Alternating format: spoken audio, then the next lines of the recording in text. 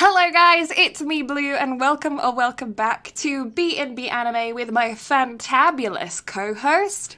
I'm Brad. Hi. That was so smooth. Did you hear that intro, guys? That was so smooth. That's the first time I've done it that cleanly in a while.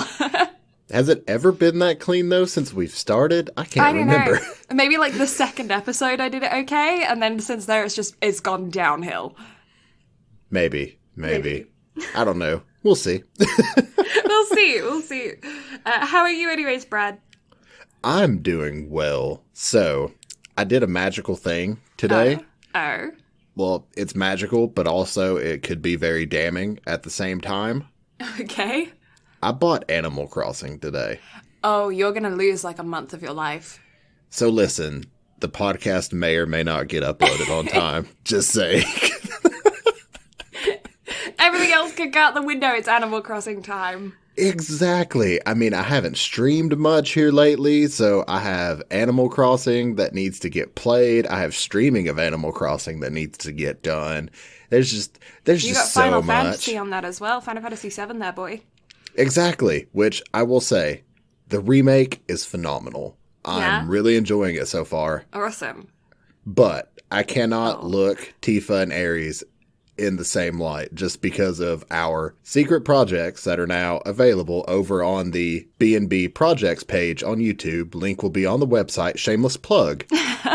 But also, it needed to be said because, like, it's phenomenal what they've done with it, but I cannot hear the voices the same anymore thanks to us and our fan dub. Yeah. Yeah, no, it was great fun working on that project. If you guys are at all interested in Final Fantasy VII, we did do 2 different fan dubs.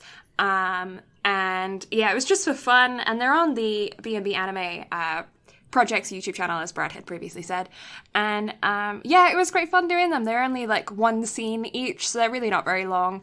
But we talk about the fact that we're getting into voice acting all the time on this podcast. We figured it was time that we showed you a little bit of proof about that. Yeah, so perfect time to bring it up. Mm-hmm. But yeah, so outside of that, it's been fiddling with the capture card. The capture card was me cussing a lot, trying to figure that out, because it literally took me 2 hours to figure out what the hell was going on. I have not played inside this PC case this much since I've got the thing. Mm-hmm. So it took me ages, but it's done. Everything's hooked up. So I'm basically set. Yeah, I bet that's a relief to get that, like, done. Oh, it is. It is, 100%. So, how are you? I'm good. I'm kind of sleepy. If I say anything loopy today, guys, I gave blood today. So, yeah, there is a good chance that, well, my brain's on, like, 50% power most of the time anyways, but now it's probably on, like, 30%. I was going to say, what's your excuse the rest of the time? Yeah, no, my excuse the rest of the time is just that I can't. It's just I can't, not today. No fam. Yeah. But yeah, so I gave blood earlier today. We went out for a drive. I wasn't actually intending to give blood today. But me and my mum wanted to get out of the house because obviously we've been cooped up a lot. So we decided to go for a drive because restrictions have been lifted slightly this week in Alberta, and we weren't quite sure what that meant for like actual stores and shopping and stuff. So we decided to go for a drive around the city and just like drive by different shops and see which ones are open and which ones aren't. Mm-hmm. Turns out most of them aren't, but a lot of the big chains are now doing like curbside selling. So where you like order something online or you call up the store beforehand and you purchase it and then you go and pick it up out front of the store. Mm-hmm. And it seems like most places are doing that. So like Michael's, Best Buy, Sport Check, a lot of stores like that are doing it. But things like Winners and HomeSense haven't opened up yet. So it's kind of bizarre as to which ones are, and I'm not entirely sure what the restrictions are and like what type of store is able to be opened and which ones aren't and what like stores have to sell to be open. So it's all kind of confusing right now. But yeah, when we were out anyways, I thought that I would just drive by the clinic and see if they were open. And they were, but they were by appointment only. So I went on to the handy dandy Canadian donation services app which is super easy, and booked an appointment for a couple hours' time. And then my mum and I went and had lunch, and we parked up and had a car picnic, and we had a good chat until my appointment was ready. And then I went and donated blood and got some free snacks. It was a good time. Well, there you go. Sounds like you've had a fun day then. Yeah, it was a pretty long day. I was up early, but it's been a good day. I feel you on the whole up early thing. Yeah. Both up early for different reasons. Oh, yeah. But still, both up early. So, tired. Yeah, me too as well. But yeah. So it's me. So, before we get into the news, I gotta know. Oh? What did you think? Oh, okay. So this is one of your top 2 of all-time favorite movies, right? No, this is my favorite film of all time. A Silent Voice kind of sits just below it, but barely. Mm-hmm. But this one just totally takes the cake, in my opinion. So, I think it's really good. I don't know that I would rate it quite that high, though. But I think it's really, really good. Interesting. One of the things that I will mention, there's so many film techniques in here that were just like eye candy. They were so good. The focus, one thing that you rarely see actually in animation, that you see a technique that's used a lot in live action films, is focus shifting. So where like one thing is in like the foreground and then it focuses on the background and then it shifts focus and you focus on the foreground and defocus on the background, right?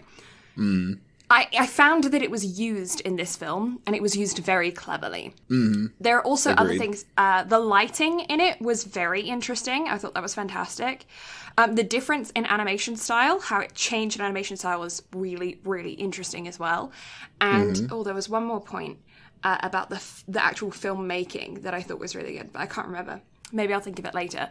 But yeah, there's quite a few things in here that I found really, really fascinating. And also the whole involvement of the kind of red string of fate, or the red thread of fate, which is is talked about kind of throughout Japanese culture and legends, I guess. And the fact that the film centers around that as well is super cool for someone who's just like a Japanese cultural kind of nerd. And there was also, so how you had that point in Rascal Does Not Dream of Bunny Girl Senpai with that like cracking noise, like kind of leaving a lasting impact on you. There's a noise in this film that we'll get to a little bit later that left that on me. Like, this was probably my, I think, 6th or 7th time seeing this film all the way through. And like watching it through this time, like every time it hit, like it just gave me shivers just because of the impact that it has. I think I know the sound that you're talking about. And yes, I agree. Yeah, it's very clever use of sound. But we are getting way ahead of ourselves because I just wanted to know what you thought. But first, we got to get into news. What have you got for us? First bit of news is Rascal Does Not Dream of a Dreaming Girl is coming to Blu-ray on June 30th. Interesting. So what does that mean for the podcast? Sneak peek. So it basically depends on when you go to Japan. Yeah. But we're going to have to watch it between, like, basically around the time it comes out. We're going to have to cover it because I got to see it. Definitely. Yeah, I will be going, if everything opens back up again and it's all good to go. It will be towards the end of July. So I'll definitely be here for that. And we should definitely record that. I'm looking forward to it because that anime just turned into something phenomenal. And I was just like, I love it so much. Yeah, definitely. And so, second piece of news, PA Works is making an anime called The Day I Became a God. Okay. And it's based off of a visual novel. Okay. And so Aniplex and PA Works are joining together to make it with the visual novel studio Key. And the people from PA Works that are working on this are coming from the people who worked on Angel Beats and Charlotte. So I'm really excited because Angel Beats is wonderful. Yeah. Do you know what genre it is? I have no clue because I pulled up the thing to actually read through it and there's not a lot to go off of. Right. All I know is that it's based off of a visual novel and they all just decided to kind of team up on it and work together. So cool. It's slated to start in October.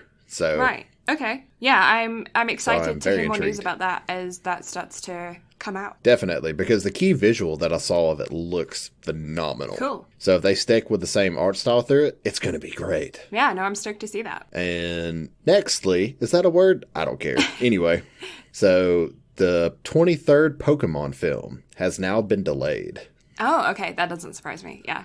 So at this point, it's nothing new to have something delayed. Yeah, at this point, it's what's not getting delayed rather than what is getting delayed. Well, on the bright side, we did go through a list last week. That's if true. you didn't hear of shows that aren't being delayed. Yeah. So we have that going. Yeah. And luckily, one of the ones that you were watching is on there as well, so that's not getting delayed. The, oh shoot, I can't remember the name of it. Kaguya-sama Love is War? No, the other one about... Was it that one? No. It's that one. I think there's My Next Life as a Villainess That's the as one. well. That's the one I was thinking of. My Next Life is I'm Villainess. watching both of them. They're so good. Yeah. Especially Kaguya-sama. It's an amazing rom-com. I feel like I say that every time I bring it up. But You're so a big old good. softie, aren't you? You love your romantics. Well, I mean, slice of life rom-coms are great. Yeah. Because that show, like, it makes me belly laugh. Like, it's phenomenal. I feel like somewhere along the line, we just switched a section of our personality. Because I feel like if you heard us and somebody said, one of them likes rom-coms, slice of life rom-coms, the other one likes sports anime, I don't think that they would pair it that way. No, you wouldn't think that the 6'4" bearded Southern dude would be the one who's into slice of life rom-coms. Yeah, and I live my life most of the time in pastel pink, so... Hey, to be fair, pink is one of my favorite colors. I love pink. I love pink. I love lavender. I love blue. Funny that. Yeah, that's, Shocking, right? Although I love mint as well. Mint is a fantastic colour. Things are being pieced together here. And so, next piece of news, I had to include this because it's very near and dear to my heart. Mm-hmm. So, Harvest Moon, the One World game, has been announced for the Switch. And it's going to be coming to the West in the fall of this year. That's exciting. So, I figure with you now being a fan of Stardew Valley, that Harvest Moon might be right up your alley. Yeah, I'll definitely have to check that out. Yeah, because I grew up playing Harvest Moon, so the fact that we got Stardew Valley is an absolute treasure because it's basically days gone by that I'm so happy with it. I've put I think 400 hours into that game now. Nice. I've put so much time into that. They don't call me Stardew Senpai for nothing. Yeah, I've put so much time into Minecraft that I can't actually calculate how much time I've put into Minecraft. I don't want to try to calculate the amount of time that I've put into Minecraft, but I'm sure for you and I, it's probably up there close to the amount of anime that we've watched in our lifetime. Yeah, well, we were both playing at like alpha beta time, weren't we? So like I mean, I started playing when I was a young teenager. Yeah, I started playing around my freshman year of high school. So it's definitely around in there somewhere, without a doubt. Yeah, I think I was playing in my last-ish year of middle school. Mm-hmm. Yeah, so big time hours in there. Oh, and The Sims too. Jeez, if you add up the Sims games, especially if you count like SimCity. I used to have SimCity, like the app. I used to have the game, but then I used to have the app as well. And I put way too much time into that one as well. You see, for me, like, I didn't grow up playing Sims. Now, what I did play was the Tycoon games. Oh my god, Roller Coaster Tycoon? So good. Roller Coaster Tycoon, Mall Tycoon. Like, I love those games. They're so much fun. There was a water park one as well, wasn't there? Maybe? I don't think it was I'm not sure if it was a Tycoon or if it was like a company that was doing the same kind of game, but I think there was one about a water park because I remember that being a thing. And it's crazy to see how those types of games have still carried over because I think you got like Planet Zoo and then there's the Jurassic Park game. Yeah, and there's a new one that's supposed to be released soon that I've been following on Steam that I can't remember the name of right now. So like it's just crazy how those types of games have just like they're still prominent. Like they carry on. Yeah. And so they're fun. Oh, well, I mean, yeah, that's very true. Fun. Like, it's an easy way to kill time. Yeah. Oh, because you've even got 2 Point Hospital that's very similar. Mm-hmm. which I've never played, but I know you streamed it there for a little bit. I did stream it, yeah. Yeah, I was wondering about streaming it recently, actually, because maybe I'll stream it tomorrow. I don't know, we'll see. We shall see. We shall see. And so... Although this is being released on Sunday, that's all in the past for you guys listening.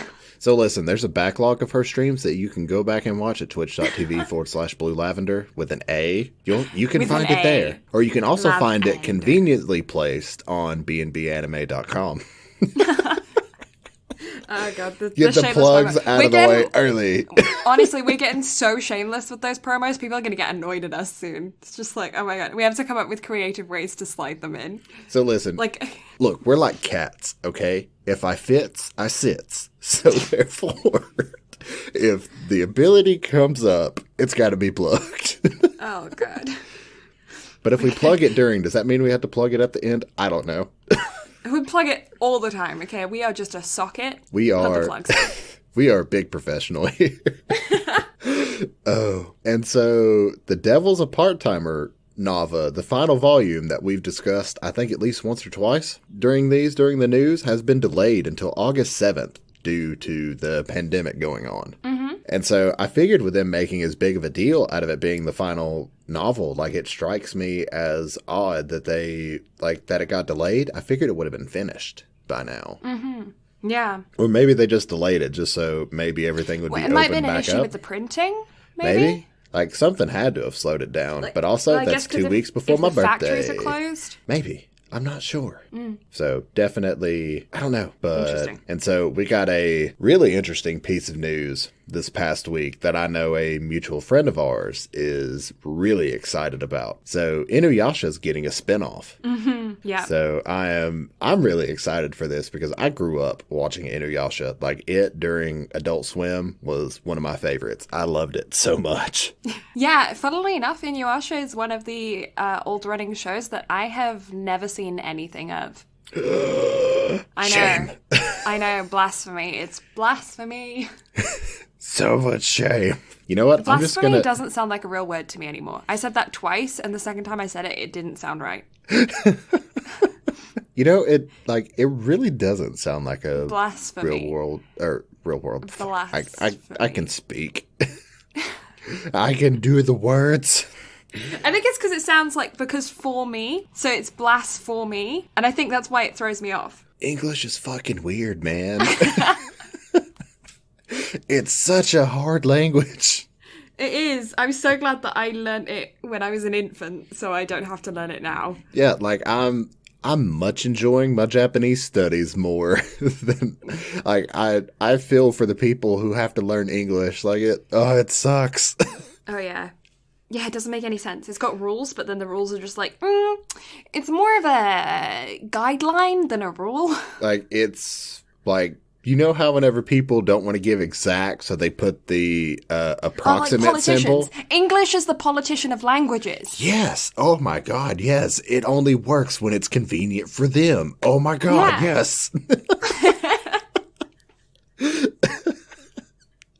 Oh, goodness. And then, so the next piece of news is My Hero Academia ranks number 15 on the New York Times Graphics Books bestseller list in May. Oh, wow. Good on them. That's legit. Yeah. Well, because that's the graphic, what do you say, for graphic novels? Mm-hmm. So that's going up against Marvel, DC, all of the big guns. Yeah, and so but I guess that's just a testament to how huge that My Hero Academia is, worldwide, but especially in the States. Yeah, well, not just that, just anime in general has really taken off within the past, 2 maybe years, 3 years. Mm-hmm.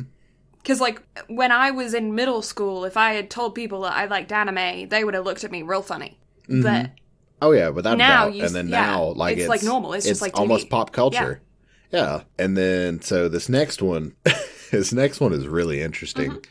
So I can't remember if we've talked about this and your answer to it, but have you seen Demon Slayer? We have talked about it, I think, or maybe not on podcast, but might have just in chats. And no, I haven't. So then this may not strike you as odd, but for me, it baffles me. So Demon Slayer has been ranked in the top 10 books chosen by elementary school students. Oh, okay. Uh, uh, Should elementary school students be reading Demon Slayer? no, God, no. Yeah, that's kind of what I was thinking along those lines. That Like, not an anime I would show my kids. Now, I would show them Demon Slayer over Attack on Titan. Like, that's without question. But, like, Demon Slayer in general, nah, fam. Yeah, yeah. It is this whole thing of the younger generations getting really into anime, but like parents and teachers aren't quite there with it yet. So they see it and they think, oh, cartoon. And then if they've seen anime, chances are they've seen something like a Ghibli film or I don't know, something like Pokemon or Yu-Gi-Oh! Or, you know, that kind of thing. Like it's less popular in the older generations. So then they assume that it's all cartoon.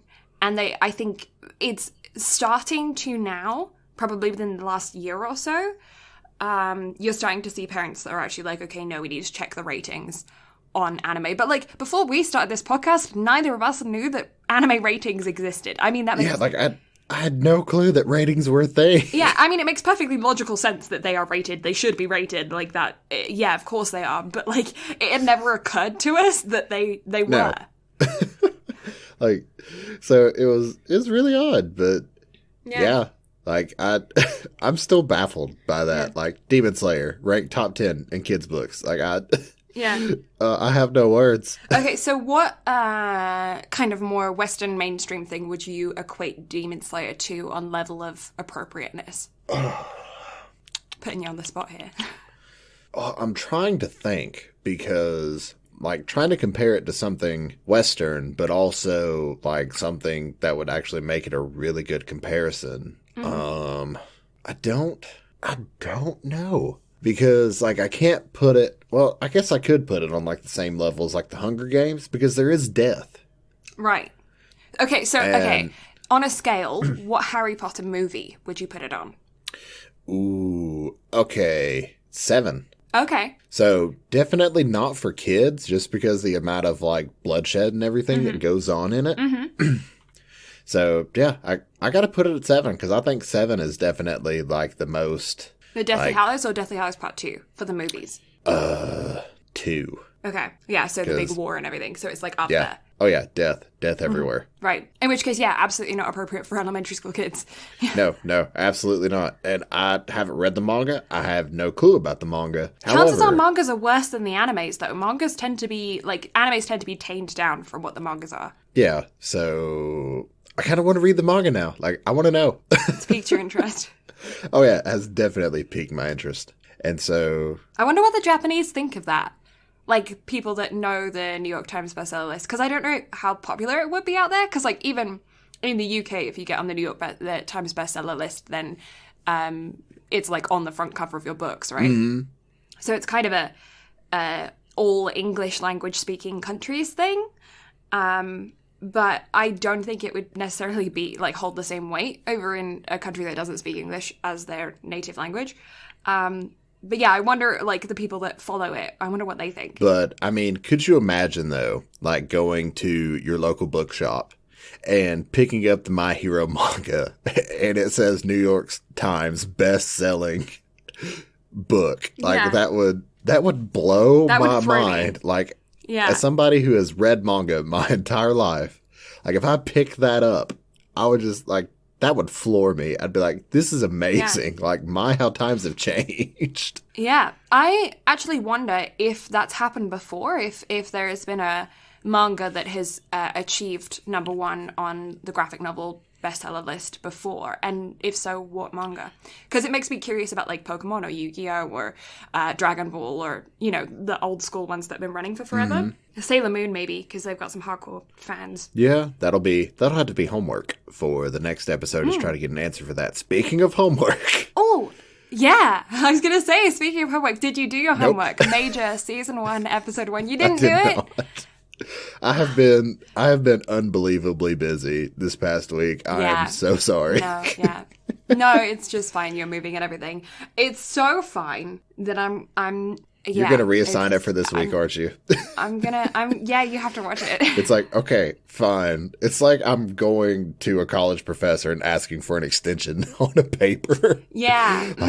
And this is where I say, I understand your at-home circumstances, so just this once, you're going to get this extension. But if you do it again, I'm going to be deducting, I'm going to have to take a deduction from your overall test scores. Your 4.0 GPA is at risk here. I was going to say, joke's on you. I'm already failing.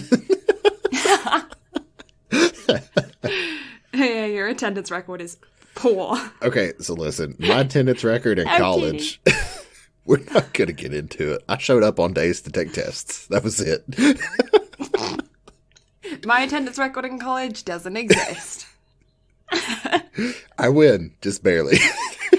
Yeah, I did take one online college course and didn't finish it, so... That's okay, I dropped out too, so we're in the same boat, fam. Hey, my high school attendance record is real bad. I went for a year and a half. I mean, hey, you did better than my dad. My dad dropped out in... When did he drop out? It was like his freshman year, maybe? I dropped out at the end of first semester, 11th grade. Yeah, so you did better than my dad, so props to you. I was the first one of my year. First dropout. It's kind of an achievement that I shouldn't be proud of. But you've got a story to tell. Right? Because there were a couple after me who did leave. Well, I don't know. There was one girl who dropped out before me, but she didn't drop out. She went to the outreach school. Oh, okay. So she still, finished school, unlike me. Stay in school, kids. Don't listen to me. Yes, stay in school. Be big brain. We gotta get big smart. Except me no big brain, because me no do homework. Yeah. Stay in school, but remember that mental health comes first. And if your mental health is being compromised because of what you're doing in either work or school, then health is more important. Exactly. That's my message there. Ultimately, do what's best for you. Do what you need to do. And education is important, or at least a diploma is important for going into the workforce and whatnot. But school, if it's bad for you, don't do it. The thing about it is that school is something that you can return to. We have this we're going back into this school discussion, but we have this kind of idea in our brain that we have to complete school before the time that we're 18. You have to complete high school. That's not true. You don't have to do it that way. And if you're sacrificing your health for a goal of an age, it's not worth it. No, it's just so the one semester of college I took in my sociology class, there was a lady who was in there that I think was 78. So it's never too late to pursue your education, especially if it's just something that you want to do. But also, even with high school, if you're not able to finish due to something, that's fine. You can always go back and get your GED or figure out a way to get your diploma. Later. So, you always gotta, do what's best for you. And in your head, going back to high school doesn't mean that you have to go back to a high school. It means that you can take high school level classes at a university or a college. So don't feel like, oh my God, I have to do it now because it's going to be super embarrassing having to go and sit in a classroom when I'm 25. No, you don't have to do it that way. You can go to a university and just take high school classes there, or take night classes or online classes. There are many options out there. Yeah, because a lot of the general ed class, they do, a lot of them are refresh courses. So it's definitely not something to be ashamed of by any means. And if I were to go back to school, I'd probably have to take gen ed classes myself. But at this point, I don't I've contemplated going back to school a few different times, and especially here within the past 6 months to a year. But I'm I don't know what I would go back for, because everything that I would, I can teach myself, or I'm surrounded by people who can teach me this stuff to where will I have a degree? No, but can I still get stuff done? Yes, because we're going back to a society where people can experience is more preferred over a college degree now. So if school isn't your thing, go get a trade. Go out and do something. Get an apprenticeship. Yeah, because it's it's becoming more prominent, and I've heard statistics of where electricians and plumbers and welders are in decline right now, and that's because schools, and they make good money. Oh, they make phenomenal. Welders and plumbers, electricians, like they can all make 6 figures a year. Well, and you can start your own business that way, run your own company, go into a partnership with somebody else. Like, you have so many more options. Yeah, and so it's like, if education isn't your thing, there's no shame in going into a trade. Yeah, like, absolutely not. So I really, we went from education on one to be like, nah, education bad. But it's like, it's so it's true, just though. not for everyone. Yeah, it's not. Like, school, like, I was bored the entire time that I was there. Yeah, well, that's the thing is, like, I have cousins that are completely, like, they are academics. That's just where they fit. They suit fantastic. Like, I have a cousin that's got a doctorate. I have another cousin that works in a library. You know, like, I have cousins that just, that's what they do. They're academics. That's where they find their passion. They've got their enjoyment there, and they thrive. Mm-hmm. And then I've got other cousins that are more like me that don't do well in a classroom, that get distracted easily, get bored easily, that get down on themselves because they can't, like, it's not that, like, we can't necessarily keep up, it's just that we don't learn the same way that other people do in the classroom. So then, like, we're sitting in the classroom, listening to everything, it's not going into our head, we have to go home, reteach it to ourselves because we didn't learn the same way that they did, and then we get it first time. But it's just that it wasn't, like, I'm not that kind of learner. Like, I'm not a visual learner, I'm much more of an auditory tactile learner. And you see, I'm a, like, hands-on learner. Like, you can sit there and teach me all day, but until I actually sit down and do it myself, like, I'm never gonna learn. So show it to me, let me do it, and then I'll kind of go from there, which I think is where a lot of my, like, video editing skills are lacking, because I'm, like, literally trying to brute force my way through everything. And I really wanted to sit down and try to make a trailer for this episode because, like I said, I wanted to do it for shows that are special to us. But I haven't got around to it, for one, because I haven't had time. But two, like, I've hit, like, a major roadblock with, like, I kind of want to do things, but then I'm like, I don't know how. Yeah, and for me, I'm kind of the same sort of way. I'm very auditory in how I learn. I think that's why I like voice acting so much, because I like to hear things back. And I think that's why also when I'm editing, I find that I learn more editing my own voice than I do making the voice, because I can hear back and make adjustments. I'm very, very auditory when it comes to that. But then I also do have this complete tactile side for when I'm doing, like, artwork, where I have to, like, do it myself, and watching a tutorial or listening to a tutorial even doesn't help me. I need to, like, see what the end project or end goal is, and then try and replicate it outside of, like, anyone being around me. I have to, like, shut myself in a bubble and just, like, leave me alone. I'm going to, like, figure this out on my own, you know? And you see, like, I'm very similar whenever it comes to art in that, like, but I can watch a tutorial video and kind of get the hang of what I needed to do. Like the commission that I did for Jen, the one who did all the lettering and stuff on the podcast. Like, I literally had to go in and, like, watch a video on how to do hands properly for what she wanted done, because, like, hands are where I truly struggle. And so having to actually go in and watch a video, but it, like, it showed me some things that I've never done. And once I got the drawing done, like, I had a blast getting to actually try to go in and shade and figure it out how I wanted to do all of that. But it was a time. I just got completely distracted because I'm looking at the Wikipedia page for the movie, and Ray Chase voices in the English dub Shinta Takagi, and he follows my private Instagram. And I just, like, freaked out a little bit. Because, yeah, he's an awesome voice actor. He's fantastic. And I met him at a convention a while back. And I asked him to sign my shoe. I was cosplayed as Nurse Joy at the time. And I asked him to sign my shoe. And then I tagged him in the picture of my shoe.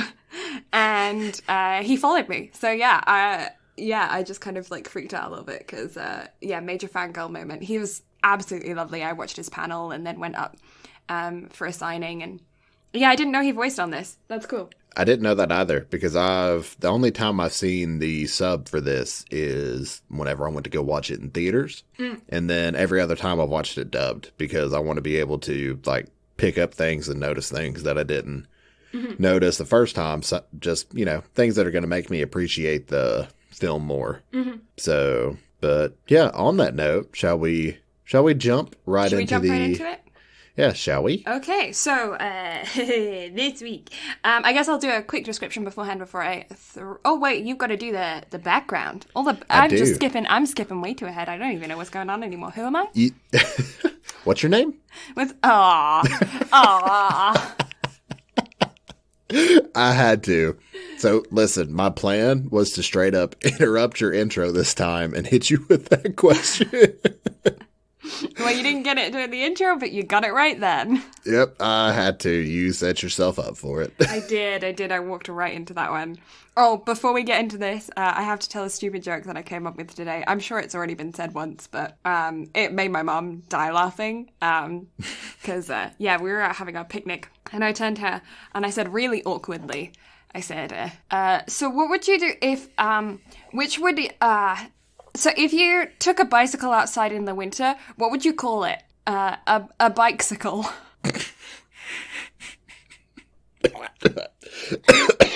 I was taking a swig of water. I killed Brad.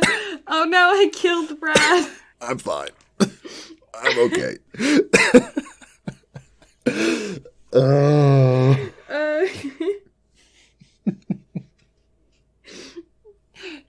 Yeah. So, if your tire were to go flat in the snow, would that make it a popsicle?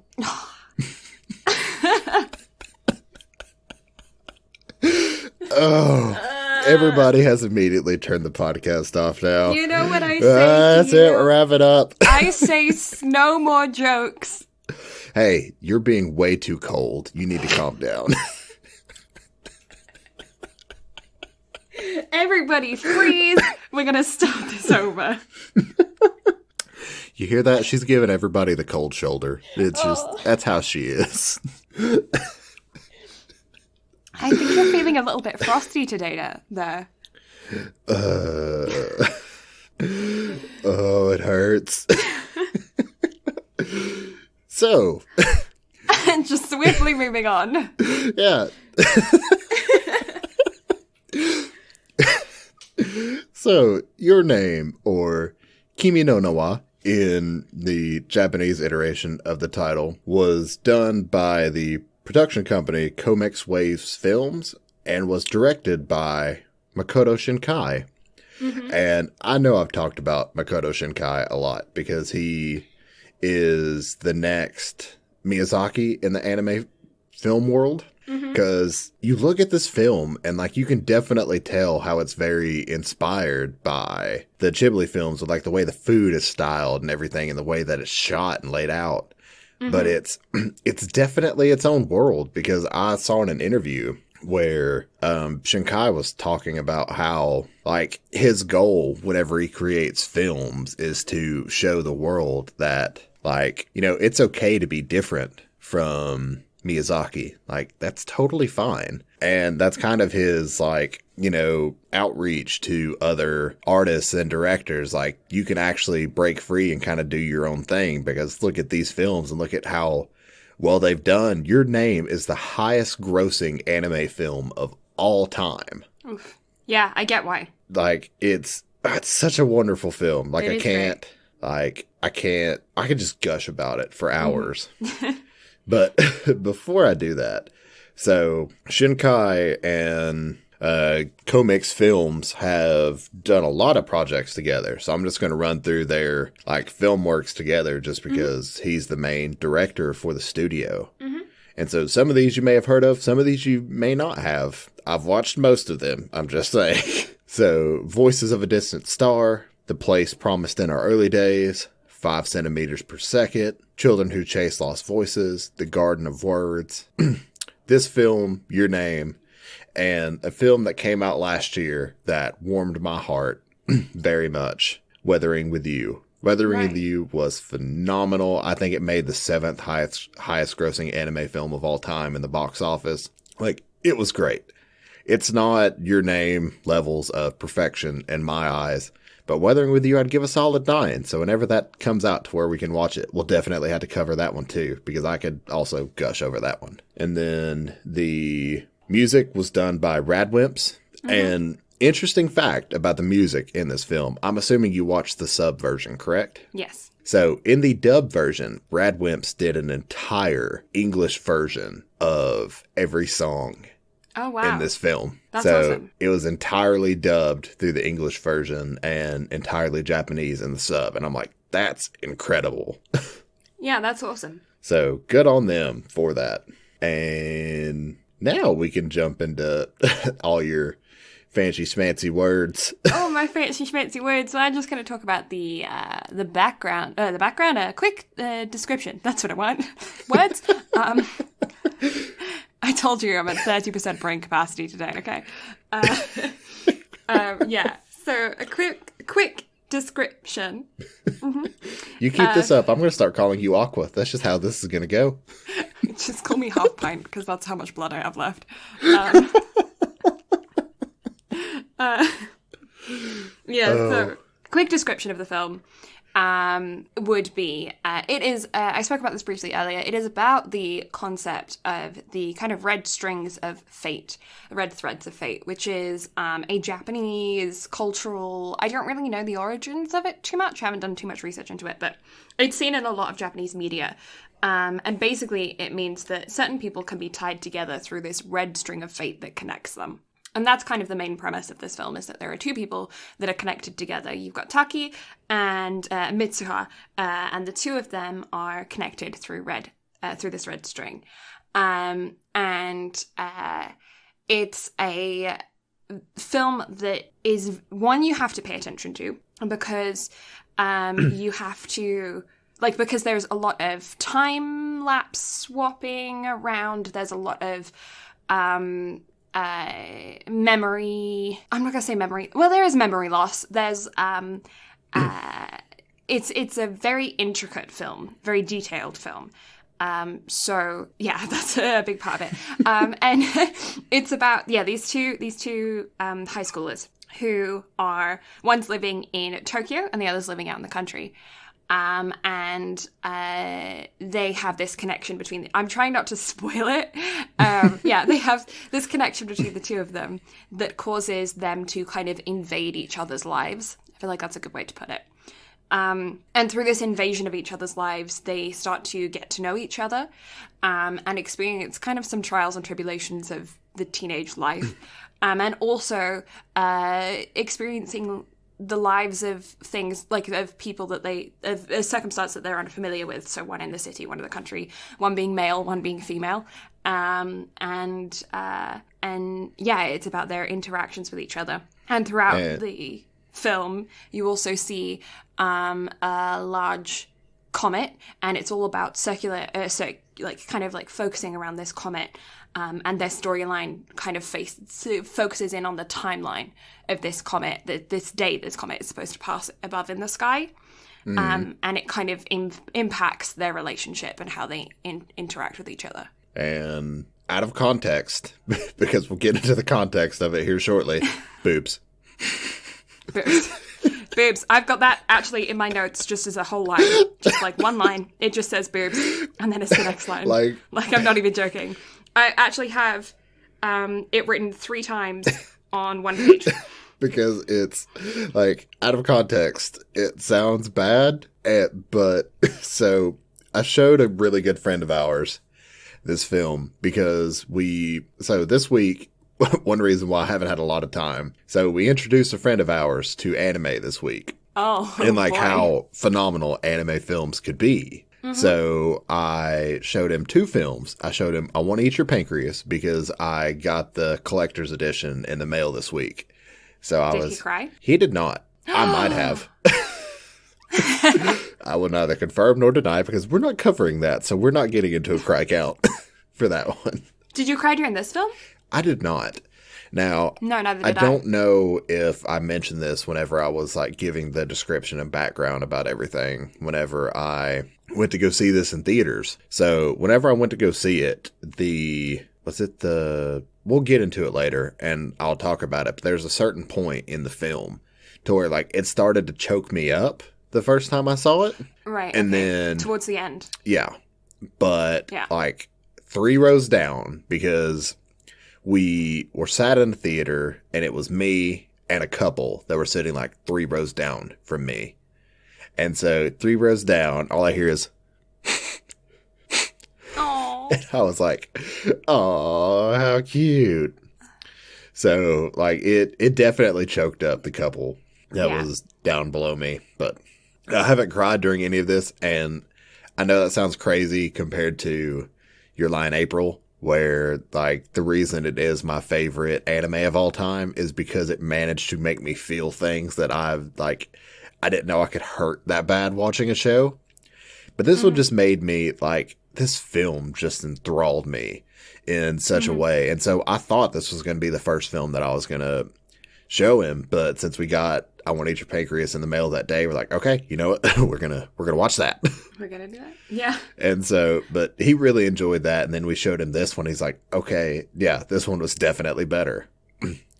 Because it just has a way of drawing you in with the art style and everything. And this is, you know what? I'm going to shut up about it because I'll get into it whenever we get into like the actual grading and how we would recommend it and everything at the end. So I'm going to leave y'all hanging until the end of the podcast. So spoiler chicken hats. Oh, no. Yeah. Okay. So let's pop on that spoiler hat there. I was very vague during that description on purpose because I feel like even knowing the very basics of this film spoils stuff. And it's one of those films where I recommend watching it twice because you will appreciate it so much more during a second watch because things that didn't make sense start to. And there was I started to have some things click watching it through this time. And it was my sixth time seeing it through. Like I picked up on even more like intricate details. I don't know if it was just because I was watching it for the podcast to where I had to actually sit down and try to critique it. Spoiler, I had literally have no critiques for this. Like it is still perfection in my eyes. However, like it definitely like made me pay so much more attention to the little things and little details. Yeah. So I'm gonna stop gushing. Yeah. Okay. So let's jump into it. Spoiler warning is officially up because spoiling starts happening pretty quick. So okay. So spoiler warning is up. It's been up for a few seconds. I think we can officially say now that this is a film about body swapping. And that was the big thing that I was really trying to avoid during the description of it because I went in completely blind to watching this. I had read no descriptions. You said, this is a film that we're going to watch. I said, okay. I searched it up. I pressed play. I went in blind. And I think that's the way to do it because I was so confused for like a good, like 15 minutes. And then afterwards, you kind of start figuring things out. And then while you're watching, you're thinking back to what happened previously. And you're like, oh, that makes sense now. Especially the opening scene after the intro where she's just like sitting up, just squeezing her boobs. Yep. And you're like, what the heck? And she's like looking down and being real confused. And you're like, okay, like, because in my head, I was like, did she like age really quickly? Like that was my thoughts was, did she like go through a time loop or something and she is older than she was originally because her hair changes in the intro and that was one thing I noticed. Like anime characters' hair like rarely changes. So if an anime character's hair has changed, there is an age difference. That's how I figured out. There's like either a big emotional thing or an age difference. Like anime is the one form of medium where hair change counts as character development. Oh yeah. And her hair, she had 3 different hairstyles. So I was looking at that and I was like, her with short hair is her younger. Her with her hair braided is her now. And then her with the long hair is older. I was only right about the long hair. But in my head, I was like, okay, well, why else, you know? But anyway, I'm getting ahead of myself. It starts off with an absolutely beautiful, well-spoken, romantic opening of both of them, both of these voices, your Taki's voice and Mitsuha's voice, talking about the fact that they're living their life as though they're missing something. They're living their life, they're going through every day, and they just feel like there's something there that they've kind of just like, it's just there, and they don't know what it is. They don't know if it's like something, somewhere, someone, a thing that they're supposed to do. They don't know, but it's just right there. And they're both talking about that. And then you end up with a beautiful opening scene and a gorgeous view, and it's stunning. The opening is stunning. Like, just watch it for, like, eye bleach, you know? Just, like, if you need... if you need to cleanse your eyeballs, just watch the opening, like, 3 minutes of this, because it's stunning. There's 2 scenes like that in this film, too. There's one later to where it just shows, like, a compilation of everything going on, just to kind of speed time along. Where the anime art style changes. So, yeah, that was beautiful. Like, like, I'm going to gush about it a lot, but there's a reason why I said this is the most beautifully animated, like, film in general. Like, I'm talking Disney, Pixar, DreamWorks, and anime in general. Like, I've never seen anything so beautifully done like this. Like, there is so much attention to detail put into everything. The colors with the comet, with, like, the skyline changes and everything during that intro. And also, Radwimp's, like, intro during this thing was perfect. Like, just so good. So good. But, yeah, I had to talk about it because, like, if you watch anything out of this film, watch the intro and, like, the speed montage, like, transition scene as well. Like, yeah, I'm sure they're on YouTube. Oh, yeah. Like, it just... I can't speak highly enough about the level of detail. They're like music videos. They're not even like part of a film. They're like a whole art piece. Yeah, and like the animation is a step up compared to everything else in the film too. And the film is already just fucking gorgeous. But they step it up a notch to where like the light reflecting off of the bells and everything. Like it... The landscapes and the buildings. The scenery in this film is absolutely stunning. Like, just, there's detail in everything. Okay, that clip of her first looking out over Tokyo. Oh, boy, that was beautiful. I've always been a fan of cityscapes, and that was stunning. I was glued to the screen. Oh, yeah. But anyway, we're way ahead of ourselves. Just, okay. Well, continue, please, before I go off on another rant. Okay, so Mitsuha, she wakes up. And everyone was saying she was acting real weird yesterday, and she does not remember yesterday. She's like, what was I doing? Her sister says it, her grandma says it, her classmates are saying it, saying that she kicked up a fuss, and she's like, I don't get it. And then over the morning news, they start talking about the fact that a comet is going to pass. I believe it's on October 31st, but that's next month, but I think it's Halloween. The end of October anyways, I can't remember the day, but it's at the end of October. And yeah, it's going to pass next month, and they're going to have a festival, and she is going to and there's things that she needs to do with her grandma before that time at the festival. And then as she's walking to school that morning, she walks along with her 2 friends, Tessie and Sayaka. And they're great, and I shipped them from the minute I saw them on screen. I was like, they are adorable, please get together. And as she's walking to school, she sees that the local election for mayor is happening, and she sees that the candidate is standing in a car park with a megaphone, yelling out policies, I guess. I don't know. I've never experienced that before. Does that happen in America where you just get like people that want to be elected standing in a car park yelling at you? No, well, not not anymore. Like, yeah, you might occasionally have like a local outside rally or something like that, but typically all advertising and stuff is done either through yard signs or television ads. Yeah, that's kind of how it is over here as well. Although I did, I think I was watching someone who's been living in Japan talking about the fact that they have like car announcements, like these cars that drive by with the speakers on the top of the car that are promotional campaigns for electoral, for elections. Uh-huh. And I thought that was very interesting. And it makes me wonder whether or not it's because of what do they call it? Roadside furniture laws. Because in the UK we have these, I think it's called roadside furniture, which is basically like billboards and signs on the roads and stuff. Can't be there because it's considered roadside furniture and it increases distracted driving. So in North America, you have so many more of them than you do in the UK. And it makes me wonder if there's some kind of law like that in Japan as well. So to get around that law, instead of having like yard signs and picket fences and stuff, you have an auditory campaign with like going around and yelling at people. But also it makes me curious because Japan seems to be such a like noise conscious society. But anyway, that's a side point.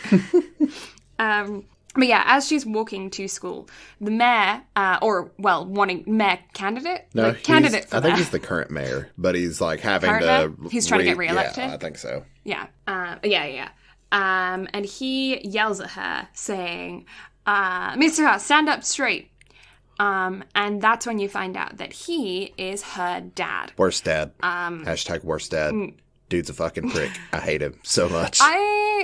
Bad dad, but is he as bad of a dad as Roscoe does Not Dream of Bunny Girl Senpai? Because I think he's worse. No, I think this one is worse because at least the one in Bunny Girl Senpai like kind of left to go take care of the mother. Like even though he was like, I can't, take care of the daughter just because he's like, he doesn't understand what happened. And, like, that's just the thing with mental illness. Like, I get it. Like, that's true. He didn't process it. I deal with that with my own family. Like, they don't understand depression. They don't get how it works. So I can get that. Like, he just doesn't get it. Whereas this dude, he legitimately abandons his daughters. Like, dude He was kicked out, though. Well, it's, like, he didn't want to adhere, but he was also, like, politics. Like, he even said, like, fuck the shrine. Like, I don't want anything to do with that. We're getting ahead of ourselves. But the spoiler cap's up, so, blah. Anyway, so, like, he willingly abandons them and was like, no, like, I don't care about the shrine. Like, no. So, grandma kicks him out. But he's just like, okay, so... But even then, like, the way he acts with Mitsuha, like, he doesn't treat her like a daughter at all. No. Like, he treats her like, I don't want to say like a tool, but he treats her like... A campaign slogan. Well, not even like a campaign slogan. He, like, the meetings in the office and everything with her, he's just like... Yeah. Like, he just treats her like a peasant. A nuisance. Yeah, like, it's ridiculous. So, worst dad. It's also, like, in Rascal Does Not Dream of Bunny Girl Senpai, he kind of got a little bit of redemption arc. Mm-hmm. Teeny tiny amount of redemption arc. Whereas in this, the redemption arc was cut out and it's left to you kind of to assume it. Mm-hmm. Because he obviously clearly did believe her at the end because they evacuated, but you don't see it. You know what I mean? Yeah.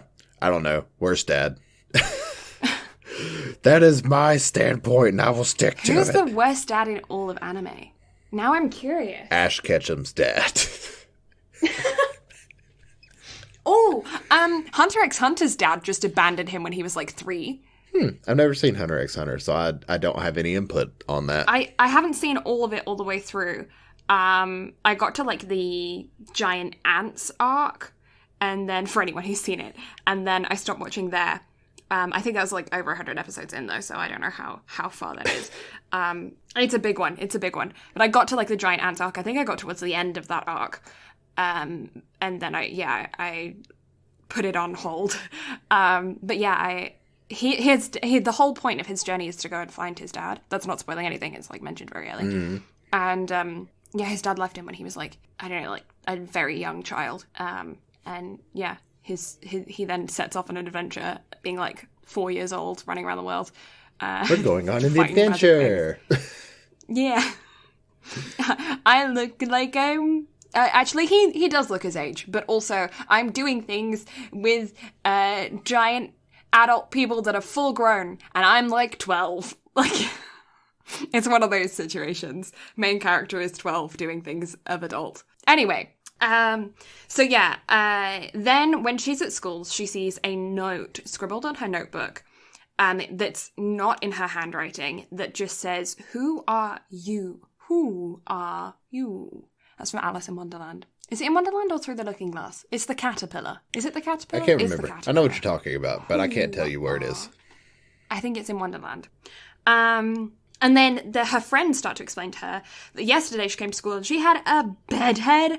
Her school uniform was all over the place. She forgot where her locker and her desk were. She was like all over the place yesterday. And she has no recollection. And then it goes back home and she is with her grandmother talking about the Miyasumi shrine threads and her little sister. And her grandma is explaining to her little sister. Excuse me. I've got the hiccups. I'm malfunctioning today. She's falling apart. I'm falling apart. They didn't just take my blood, they took half of my brain cells. Quick, we gotta find a replacement. I don't think you're going to find a replacement for my stupidity. I think you're just stuck with it, mate. I was gonna say, there's no replacing you anyway. Aww. You're irreplaceable. Me, on the other hand. I gotta get me out. Let me just yeet myself out of here really quick. Editing Brad is gonna take over from now on. Oh, jeez. But yeah, her grandma's basically explaining to the youngest sister that the family for many, many generations has made these threads. And it's just basically like woven cords using many different threads of cotton, or I guess cotton, I don't know what else it would be, to weave together these long strings. And these strings represent the connections of life. They can represent your connection to the world. They can represent the connection between two people. They can represent the connection of food to you as you consume it. Everything has these threads running through it, and these threads are what ties the world together. And so they are physically making threads and have done for many, many generations for the ceremonies for the shrine. And Mitsuha is not happy about this. I mean, she likes doing it. She does this absolutely gorgeous dance a little bit later, and it's absolutely beautiful. But she, she's not really happy about... Yeah, she does this, actually, right now, she does this gorgeous dance, it's stunning, with her sister. And in the dance for this ceremony, she has to chew up rice and spit it out into a cup. And then when it ferments, it becomes a type of rice wine or sake. And that is then given to, as like an offering to the gods. And it is representing half of her soul. So she's giving half of her soul to the gods as a offering. And some of her classmates, who actually saw her earlier in the day when her dad was kind of yelling at her, also see her go through the ceremony where she has to spit out this chewed up rice. And they're like, oh my god, that is so embarrassing. Like, oh my god, I could never do that. It's so gross. Oh my god, ew. Oh my god, ew. And she gets really embarrassed, as any teenage girl would. But it was beautiful. The ceremony was beautiful. Like, I know this is coming from someone who's not used to this kind of ceremony, so, you know, it's not necessarily... But I, in my head, I was just like, but if they had... Because they came, like, to the ceremony right as she was spitting it out, and they missed the whole dance. And I was like, if you had seen the dance, you would be in tears right now because of how moving it would have been, and you would have not been in her sake. So, screw you. Anyway, least favourite characters of the film. Because they were unimportant as well. They were just there. Anyway, so she runs down the stairs, runs down the shrine, and gets to the lake, to the edge of the lake, and she yells, I want to be a handsome boy in Tokyo in my next life. And yeah, that is it. And then she body swapped. So that's when you see him in her body, squeezing them boobs. Okay, question. If you mysteriously found yourself swapped into the body of the opposite sex. Yes. Just yes. Yeah? I agree. Like, I know exactly where you're going. No, and I agree, like, completely. I don't understand how she got so embarrassed and didn't just immediately start exploring. I know that she's, like, supposed to be, teenage girl. Like, no. Like, I don't know a single teenage girl, realistically, that wouldn't have just shoved their hands down their pants immediately.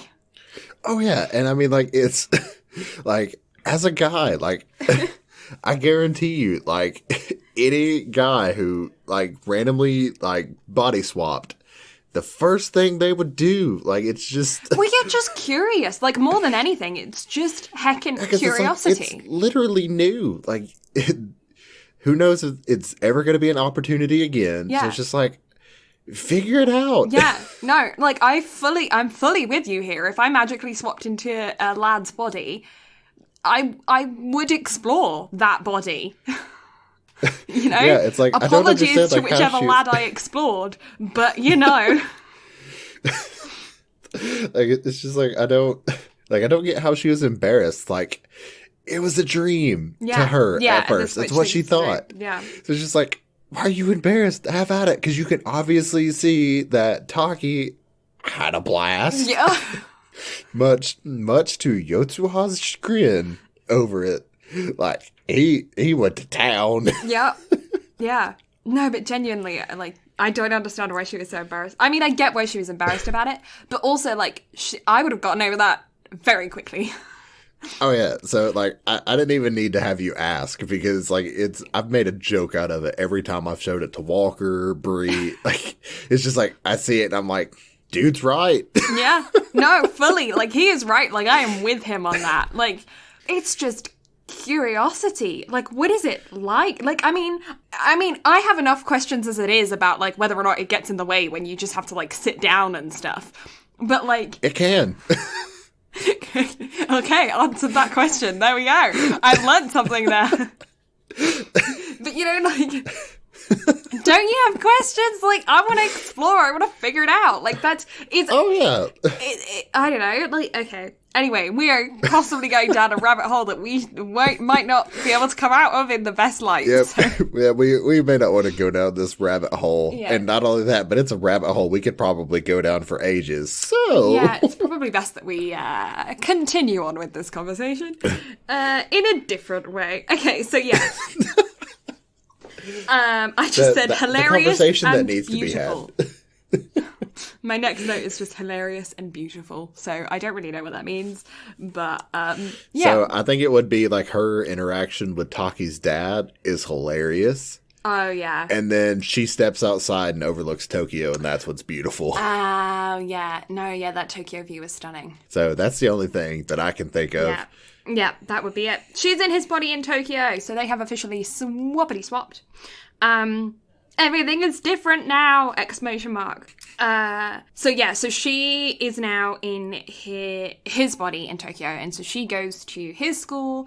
She interacts with his dad very briefly, and they did a fantastic job of animating her in his body and making him masculine but moving femininely. And not only that, but I don't know if they, or I can't say I don't know, I don't remember if they did it in the sub version or not, but in the dub version, like, they keep the same voice actor, but they have him talk in a higher pitch. She's not used to that.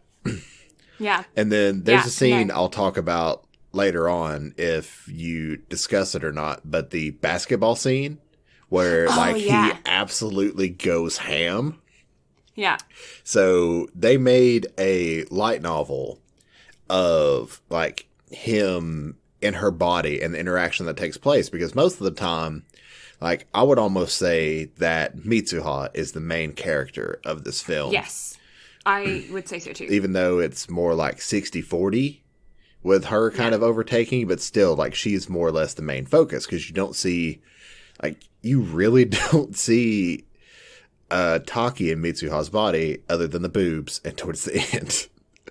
So, like, it kind of explains, and it's explicitly told, because it talks about how they have, like, they leave each other notes and whatnot once they figure out everything. And so it's immediately, or in the book, it's talked about how, like, she leaves a note of, whenever you're in my body, wear a bra. Because the way they animated that scene, like, that's something that clicked watching it through this time, where it's just like, oh my God. Yeah, no, actually, I had wondered about things like that. Because obviously, as well, like, they were swapping bodies, it seems like, over a fairly long period of time. Mm-hmm. And the female body goes through things monthly. Yeah. And I was very curious as to whether or not that would be included, but it wasn't. So that's just kind of left up to your imagination, how Taki would have dealt with that. I haven't thought about that. Oh my God.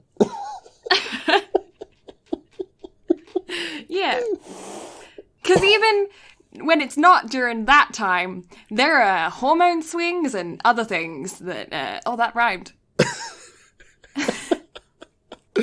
Oh my goodness. Oh god. Yeah. Okay. I'm sorry. Can you tell the ADD is on peak today?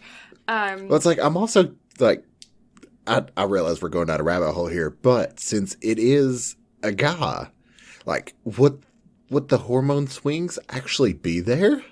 Oh, because if they swap brains, then the brain chemistry would be different. Yeah, so I don't. But does that mean, how does that, because you never see him, because it makes me very curious as he is a teenage lad as well, and things happen when you're a teenage lad that you can't necessarily control.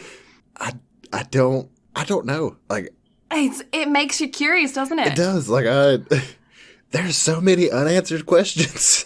There is, just about how they dealt with this. We need more lore. That's what we need. Maybe that's why she was so embarrassed. Maybe. Huh.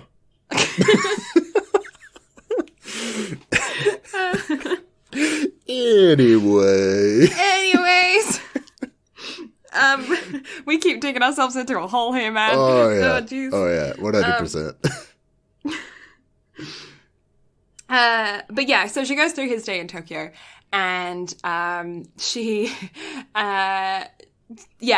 says things in her dialect by mistake. She says the feminine words for thing. That was really funny. I don't know how they would have done that in the English translation. But she was going through the feminine and then the masculine, but she wasn't saying the right masculine word. She went through like 5 different words before she finally got to ore, and it was like the right masculine word. And the guys are just like nodding. You know the scene? Yeah. So they did that, and then it's funny because we talked about this in Bunny Girl Senpai as well, but she is like basically like using Southern slang for stuff, like saying y'all. And whatnot, and that happens in this film too, but also like how that rubbed off on MC in Bunny Girl Senpai. It happens in this one too, to where towards the end, I think even Taki says y'all or start saying Southern slang. So how did they do the masculine feminine thing? So whenever they're sitting there and they were like, "So why were you late to school?" She's like, so there's this girl, they're like, huh? A gal. And they're like even more questioning. She's like, right. A guy. And they're like, and then they just nod, like, uh-huh. Right. Okay, cool. So they played it off really well. Yeah, it's nice they translate that well. I always have a huge, hats off to the translators and the subbers and the guys that dub and sub and translate the words properly, because they do such a good job at not just translating them verbatim but translating them contextually. So it's really good that they do that. Hats off to those guys. And with my brain literally my brain died. Damn it. So the director of the film, whose name has completely left me, and I gush about him all the time. Anyway, so he handpicks Makoto Shinkai. Yes, Shinkai. So he will handpick voice actors. Like even the English voice actors have to audition with him. And if I'm not mistaken, for Weathering with You, he handpicked who he wanted to be in that film because they had huge names audition for the film. And this is even for the subbed version. He had huge names audition for it, and he gave it to new people that had never had a starring role in anything. Because he's like, I want to bring in a new wave for my films. And I was like, good on you. Yeah. So, rabbit hole. Anyway. And then as she's going through the day, she ends up going to his job. He works at a restaurant. He's a waiter. And when she, in his body, is at the restaurant, there ends up being a customer that is a bit of a prickly pear. And he has inserted a toothpick into his piece of pizza. Speaking about a prick with a prick. Yeah. Into the last piece of his pizza, he inserts a toothpick. And then he goes, oh, waiter, there is a toothpick in my pizza that I didn't see. You could have killed me. Give me money. And she, being him, and not having ever worked a job before, and not having lived in the city before, doesn't really know how to respond to the situation. So she goes, Italian food doesn't use toothpicks, so that's not us. And then he goes, what? Are you accusing me of lying? You're accusing a customer of lying? That's absurd. And then his senpai at the restaurant comes on over and she mediates the situation. And then afterwards, when they're all closing up the restaurant, his senpai says, I'm kind of worried about you. You're acting kind of strange. What's going on? And everyone's like, yeah, you're real weird today. She's like, I'm fine. And that's when they notice that the senpai's skirt has a big, slash mark in the back of it. And the prickly pear from the customer had, pulled out an X-Acto knife and, torn up the back of her skirt. So then Mitsuha in Taki's body takes her into the back room and is like, hey, take off your skirt. And she's like, what? And he's like, I'm not gonna look. I'll turn around. And then she stitches up the skirt for her. And there's a really cute little pattern with a little hedgehog and the grass and stuff, and it's adorable. That makes Senpai kind of swoon a little bit because Taki is expressing his feminine side, despite the fact that his feminine side is a female. And it kind of spikes them on a little bit of a romance thing, where she ends up walking Senpai to the station. And they kind of flirt a little bit between the two gals. And so then she writes about the day in his diary, in his phone, and puts her name on his hand. She wins the major points. And then back in Mitsuha's body, Taki is obviously taking over it. And this is the day before the start of the film, if that makes sense. This is the day when everyone was saying that she was acting weird in the beginning. And he wakes up in her body, and he is in school, and he is in art class. And throughout this, he's an artist. He loves to sketch. He loves to draw. And he loves to draw landscapes and buildings. That's his big thing. So he is drawing a cityscape in art class in her body. And they overhear the classmates that are just kind of a bit dickish talking about her dad who's running for mayor and kind of bad-mouthing her a bit. And so he just kicks over a desk and then acts all cool about it because in the beginning scenes, in his body, he's got a patch under his eye on his cheek where he's clearly gotten into a fight and gotten cut, and so he's got a gauze on it. Yes, he's a little bit of a tough guy, a bit hot-headed. And so he kind of stands up for her a bit and kicks the desk over. And then they figure out that they are switching places. And they figure out that they're switching places a few times a week. This is becoming pretty a regular occurrence for them. So they decide to set some ground rules to stop each other from messing up each other's lives. But they keep involving in each other's lives anyway and changing things around. Boobs. So my favorite part about this whole montage was whenever Mitsuha asked Taki, she was like, why do I have a girl confessing to me? Yeah. The montage is great. I love it so much. The montage is great.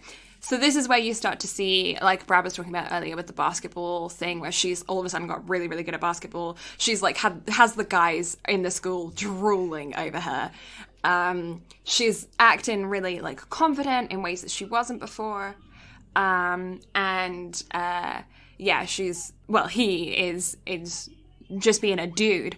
But she previously wasn't that kind of girl. So it's a very big personality change for her, and it's quite shocking to the people around her. Mm-hmm. And vice versa with her in Taki's body, with him becoming feminine, and one of his friends calling him cute. That was great. Yeah. Getting all blushing and just being he's kind of cute. Yeah, he was kind of cute yesterday. He was kind of cute yesterday. I kind of miss him being that way. And it's aww. It was very sweet. And the other friend looking at him huh? So then the grandma starts explaining to Taki in Mitsuha's body about the connection of the threads and the underworld's offering. So they climb to the top of this mountain with the rice wine sake and the threads that they made.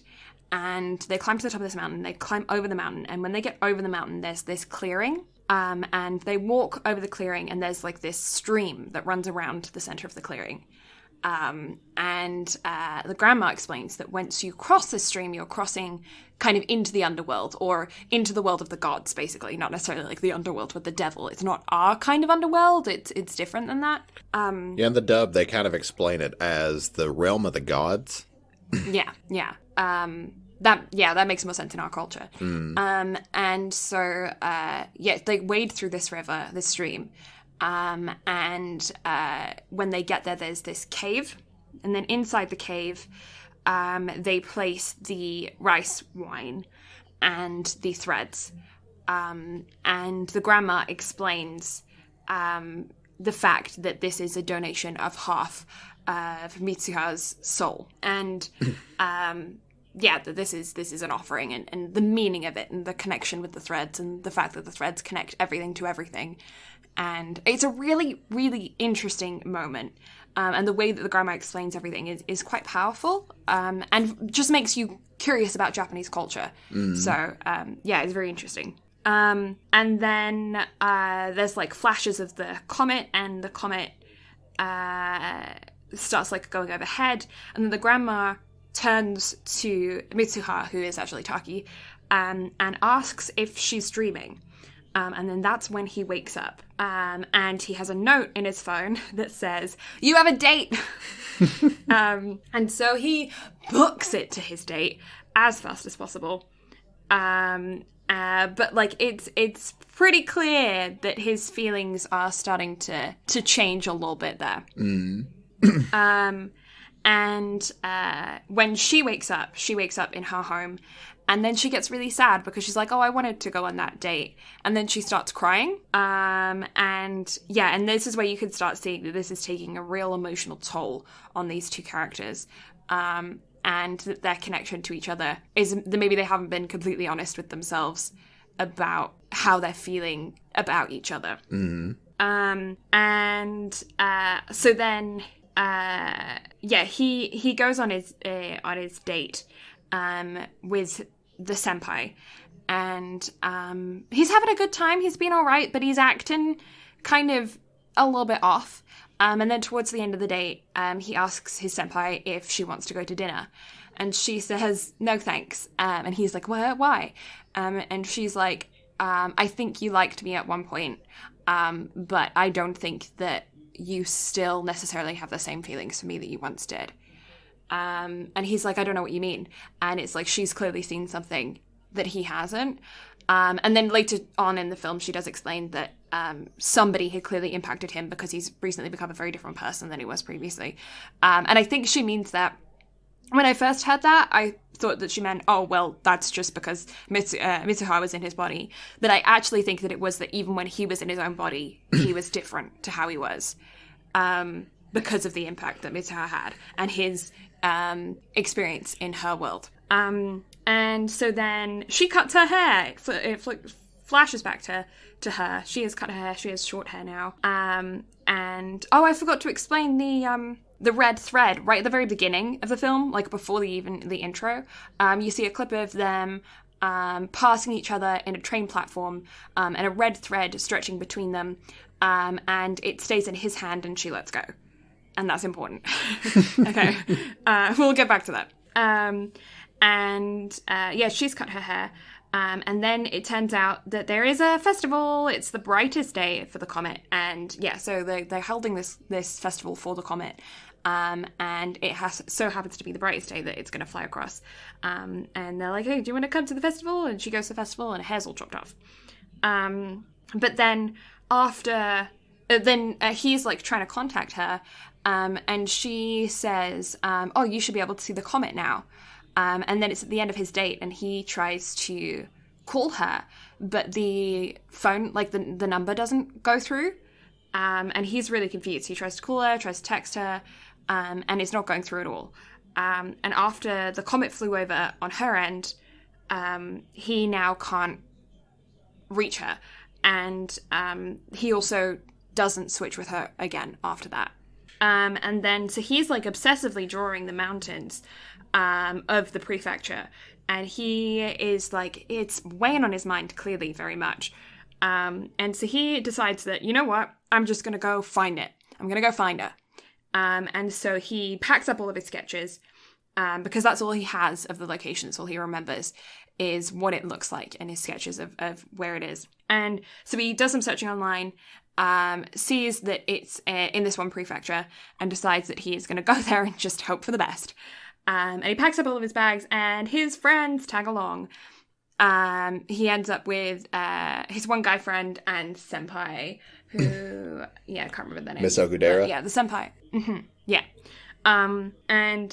So they all go on the trip to the mountains, and when they get there, they're searching all over the place, and he's asking all these people about this drawing, and then they're kind of like giving up on it because people are just like, oh, I don't know where that is, I'm sorry, I don't know where that is.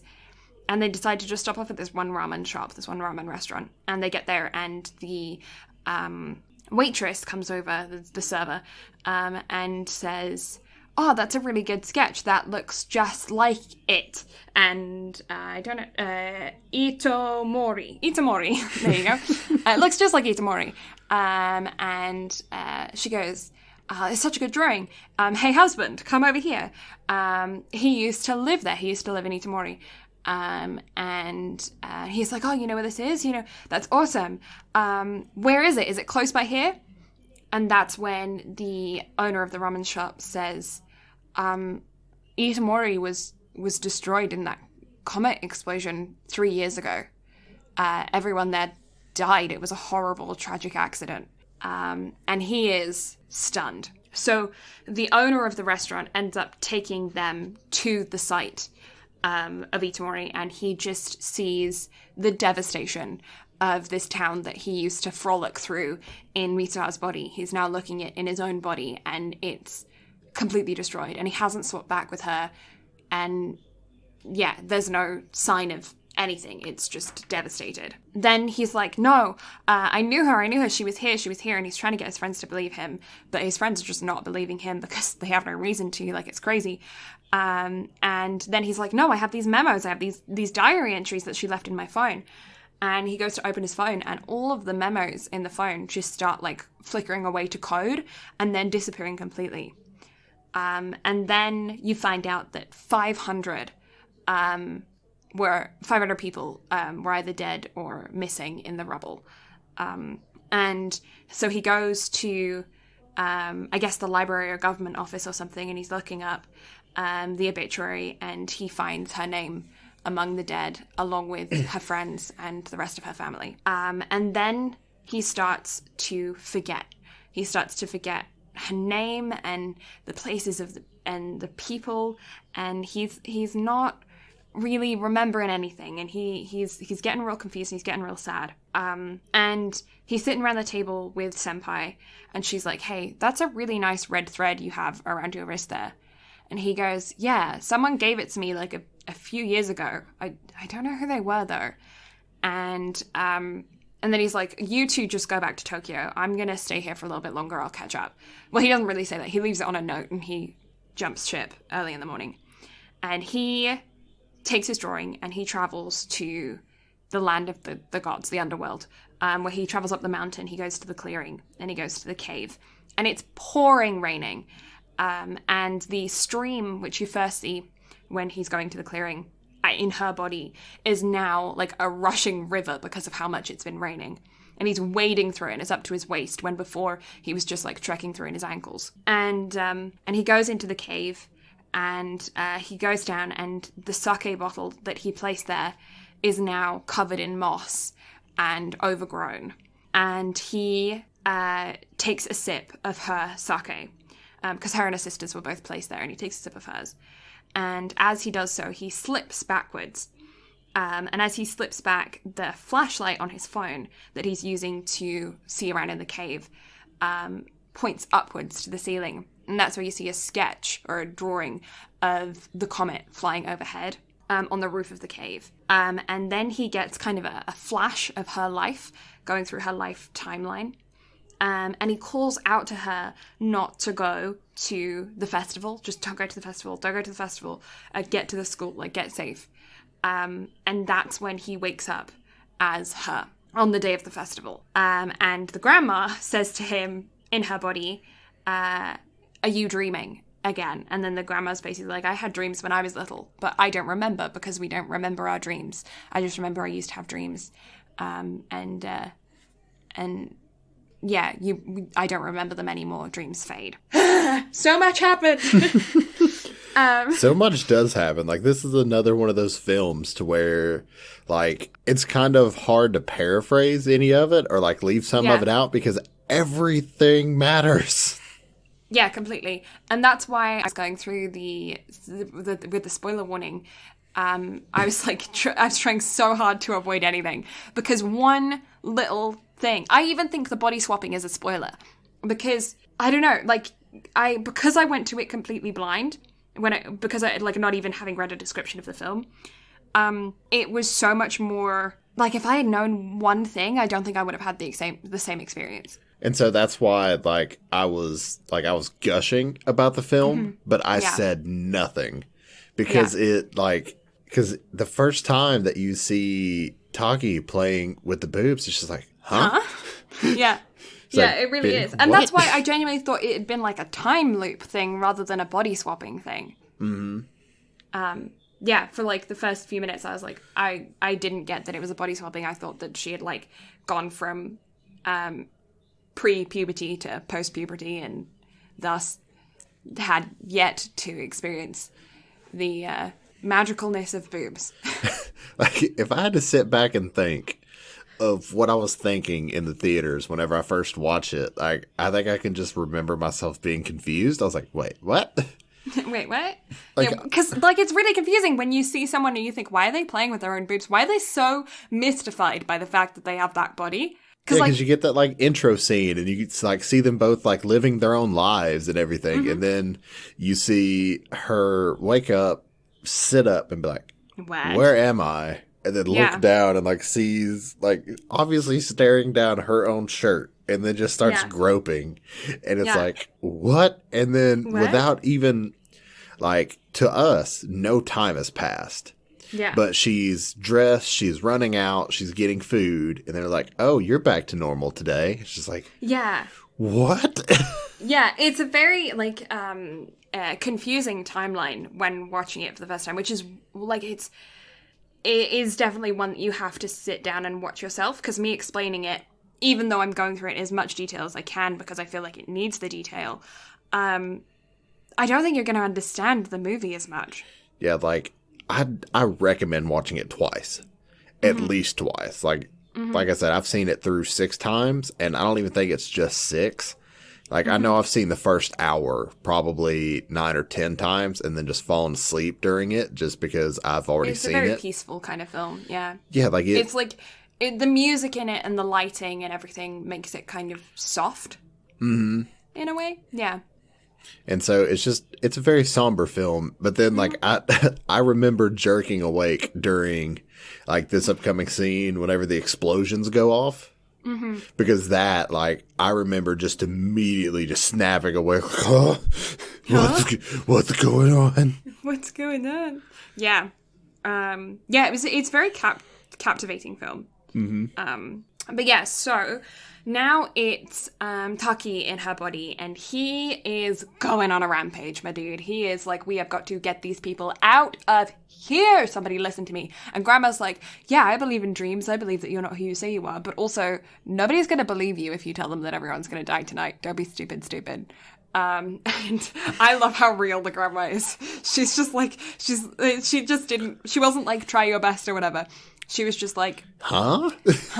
Like, that look of, is, it's, like, I want to turn it into a Twitch emote just because. Right. Honestly, yeah. Like, it deserves it. And it happens multiple times during the scene. I'm just like, I know.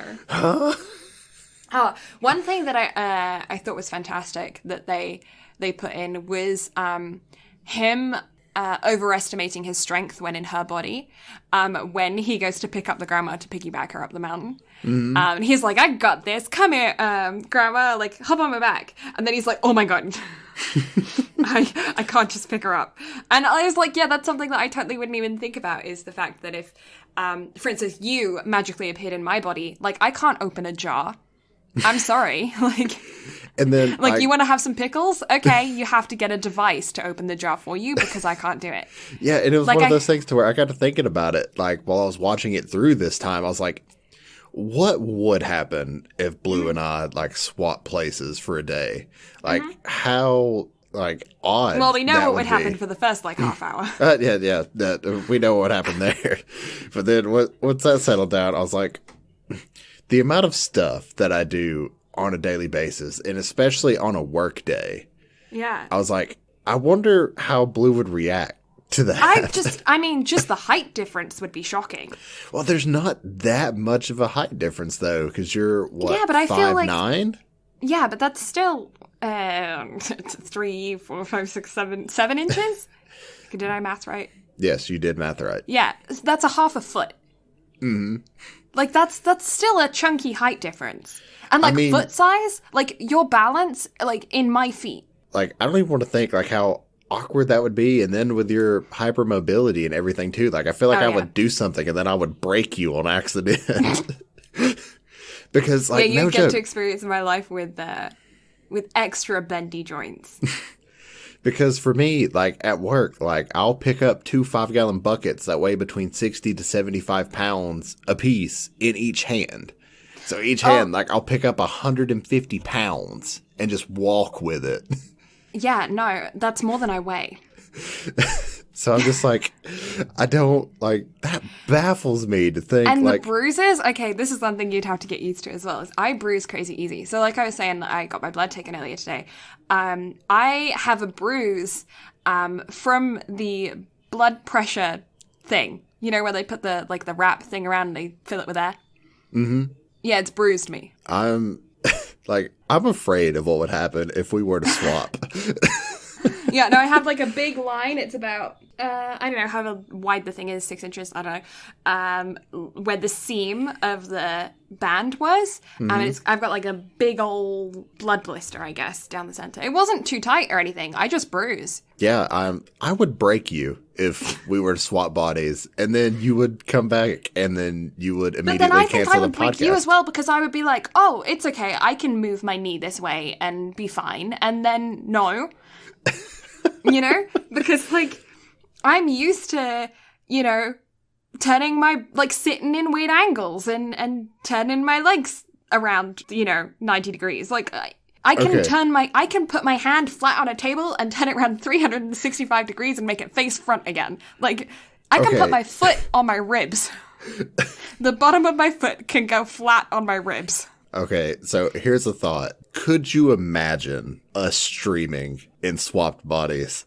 Oh my god. Oh my god. Oh my god. Could you imagine the reaction of everyone if we did that? I wonder if you would have, because the accent, I mean. Not only that, but the different tones of voice. And the different tone, but like, it makes me curious. Okay, we're getting on a whole different tangent here, but there's scientific proof that the language you speak during infancy changes the shape of the palate of your mouth, which is why, if you're not a native Spanish speaker, it can be really hard to roll your R's, because you never, like, your palate of your mouth actually prevents you from doing so, because it's not something that is common in your language. So it's why a lot of people have such a hard time with languages with R's that roll when their native language doesn't. So it makes me curious as to how a southern accent would sound coming out of my physical palate, like the palate of my mouth. Well, if I could do a British accent in your palate. I don't... Like, can your mouth speak British?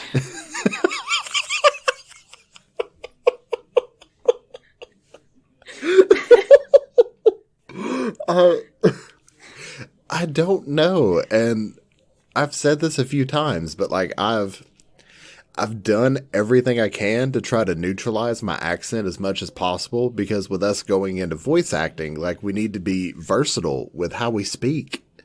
So, like, I've tried to change how I speak so much, and yet trying to think about it, like, I feel like that would be weird. But not only that, but like the tones that you and I like naturally speak in. And I've even caught myself doing it like during this recording of like how much my tone has shifted while we speak, to where like I tell this to people all the time. I do not know what my natural speaking voice is anymore, just because I'm so used to like shifting it and changing it depending on like who I'm speaking to and what I'm speaking about. Like, my customer service voice is not everyone's typical customer service voice. Like, whenever I pick up the phone at work, I sound like I hate everyone.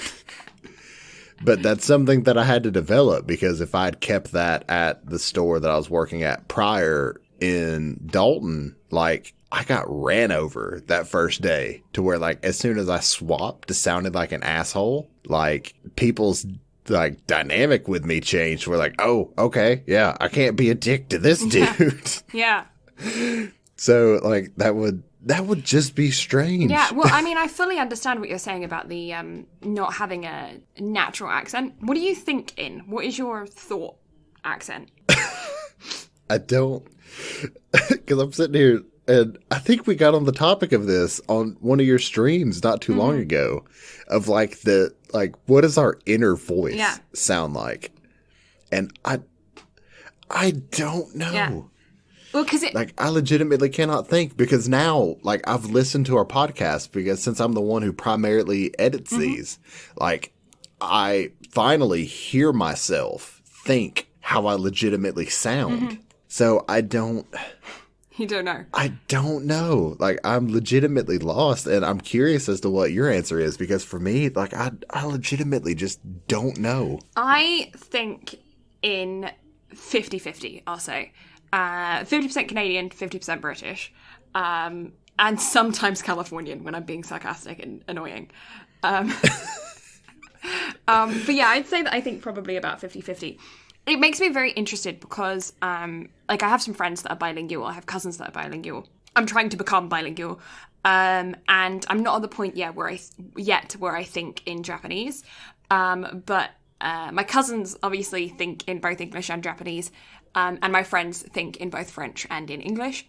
And they have said very similar things in the sense that they'll think in a kind of like a Fringlish, a French English kind of combo, and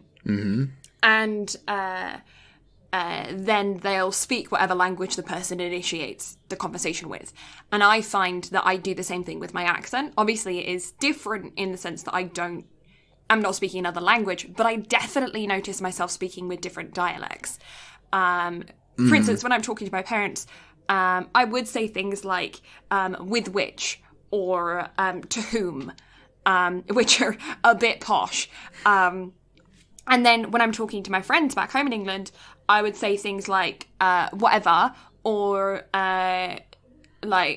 wait, it don't even matter, or, you know, I drop T's, I'm a lot more casual and skip out even like whole words or whatever, because they don't even mean nothing, you know?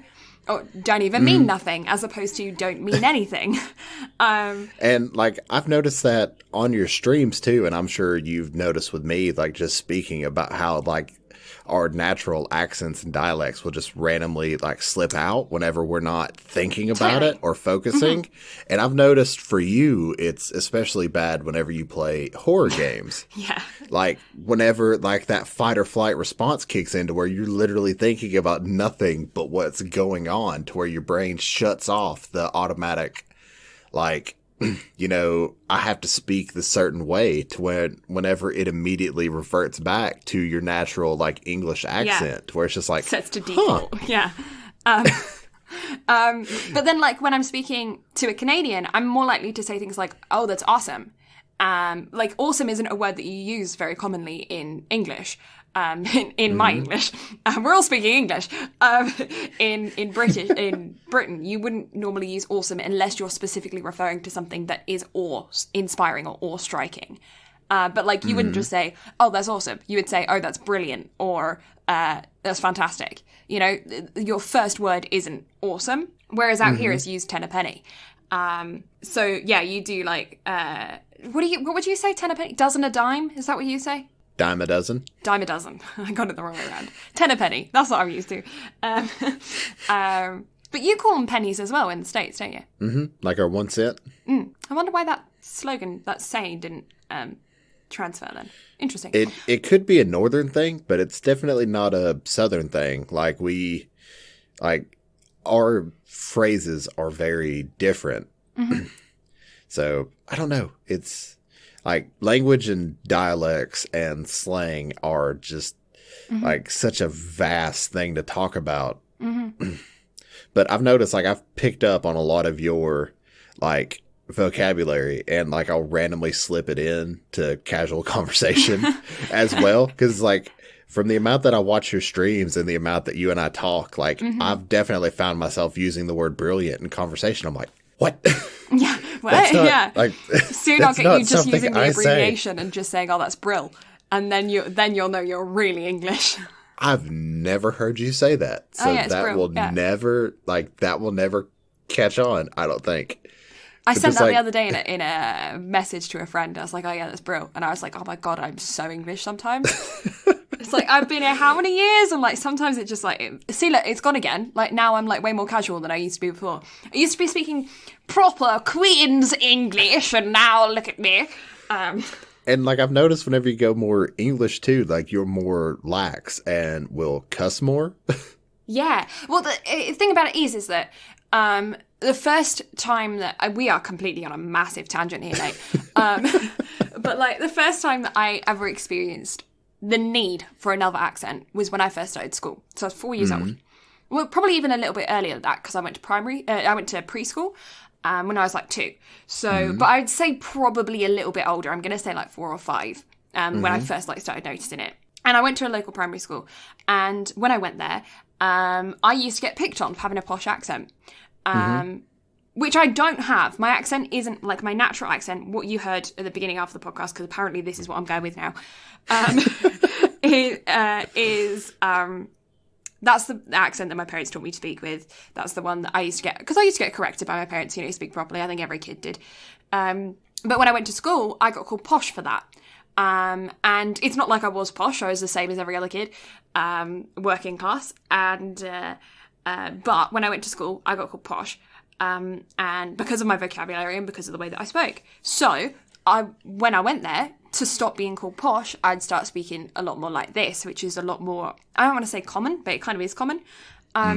It's just more working class. This is just what you working class people kind of sound like. Not that they can't obviously not be working class, but yeah, it is. That's the stereotype. That's the way that it is. And so that's how I started talking at school, so I wouldn't get picked on. It wasn't ever aggressive. It was just noticeable. It wasn't like I was bullied for it or anything. It was just like, oh, you sound different. And people would comment on it. And no kid wants to sound different, look different, be different, So it made sense for me to just pick up another accent. And then when I go home, if I talk like this at home, my parents would be like, what are you doing? Speak properly. So then I'd then speak a little bit more like this, a little bit more like this. Sorry, there's a K in like, and then I would, I would say that this is probably my most natural accent. I don't know, but I definitely from a very young age developed the ability to switch accents in an element, I won't say of necessity, because it wasn't a necessity, but it was a childlike thing of wanting to fit in and not be different, which I do think is kind of a survival mechanism kind of thing, just like programmed into your body to blend in with the crowd. And then, of course, when I emigrated, I sounded even more different than I did just in primary school. And so that's when I was like, okay, well, now I'm going to consciously drop my English accent. And that was the first time I did it consciously, was being in Canada and wanting to sound like everyone else and not be the weird English girl that just emigrated from another country. Despite the fact that there was actually a couple of other English kids in school, but they had all emigrated when they were a lot younger, and so they had developed a Canadian accent naturally. But then, of course, when I go home, my parents would be like, what are you doing talking with a Canadian accent? You're English. And so then I would switch back to my English accent and thus developed the Canadian English switch. And for me, like, I've talked about this before, but like how I've tried to change and try to get rid of as much of my Southern accent as possible. However, whenever I'm like, depending on who I'm speaking to, like, it will come back, and the heavier the accent of the person that I'm speaking with, accent. Yeah, Absolutely. Like, it can get bad. Oh, you should have heard me when my cousins came over from England the other year. It was like I had just been transported back into English. I think I sound English, but I think to a lot of English people I sound quite North American. And so when an English person gets around me and they pick on me for having a Canadian accent, then I then strengthen it unconsciously. I really think that there's a huge element of just this unconscious survival mechanism of trying to blend in with your surroundings, which, referring back to the anime that we've completely gone on a massive tangent from, I think most likely happened in both this case and in Bunny Girl Senpai, because of the distressing circumstances around all of the characters. I think their survival mechanisms would have definitely kicked in, and to blending in with their surroundings, making, like, they're, in this case specifically, they are consciously trying to blend in, and because of that, I think you would definitely see it reflect in their accents, and I think they did a good job of portraying that throughout the film. So, very slight tangent from what we're talking about. However, so we've talked about how awkward it would be for you and I to swap places and being each other's bodies. Yeah. Can you imagine what it would be like for our family, coworkers, friends, all that other stuff? And, like, I know how... Like, could you imagine, like, just walking out of my bedroom and meeting my brother? And here's the thing. I know absolutely nothing about your brother. Like, I've never seen any of his streams. Like, I've never... Yeah. Like, I know nothing about him, so I can only imagine, because I only know what you've told me. Yeah. And so, and I can only imagine what he would think, like, if he were to, like, see you, but be meeting me. Like, yeah. How, like, awkward and weird, like, that would have to make them feel. Yeah, and how awkward and weird it would be for us to then switch back into our own bodies and just be like, okay, that was my good friend that was just in my body. Like, I feel like it's kind of better it being a stranger than a good friend. You know what I mean? Because, I mean, explaining that to people, like, that would just be an unheard of phenomenon, which that would make for a really great podcast for our friend James to talk about. Right, yeah. Like, if something like that were to legitimately happen, but... Well, body swapping has been part of cultures for many generations and many different cultures as well that are separated by giant landmasses. Because, like, you hear stories of body swapping in pretty much every single cultural history in some point in one of the stories. Mm-hmm. And then, like, you have those weird dreams, too, of, like, where you have an out-of-body experience. Like, you live your life, but you see yourself live it. Mm-hmm. So it's one of those situations of, like, what if that actually is? But that's... Oh, the tangent we went on. We went on a massive tangent there, mate. Like, I don't know what... Just when we're getting to the peak of the film as well. Yeah, like, I don't understand, like, what broke us off this, like, massive, massive tangent. And I don't know what, like, brought me back to reality all of a sudden. But then I was like... Oh, yeah, we're discussing a film. We're like, right at the height of the film right now. We have left them on a cliffhanger of somebody is dead and there's going to be a comet that explodes a whole town, and that's where we left it off. Like, jeez. Like, I'm sorry? I'm sorry? Hopefully you've seen this film before, so you know the ending.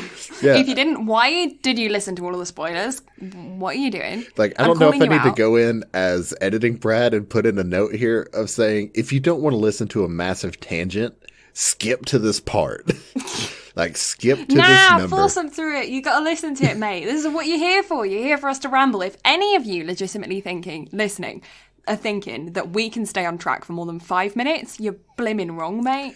Yeah, like, no joke. Okay, behind the scenes bit here for a second. We have talked about, like, how short an episode is going to be. Every single time we say, this is just going to be a short one, it's fine. And so I think this was the first time after the last one, I think Blue and I both kind of looked at each other through messages and we're just like, we can't set a time for a show. Like, if any episode was going to be short, in my opinion, it would have been the last one. Yeah. And yet it was 2.5 hours. Like, how did we make the podcast longer than the movie itself? Like, how did we manage that?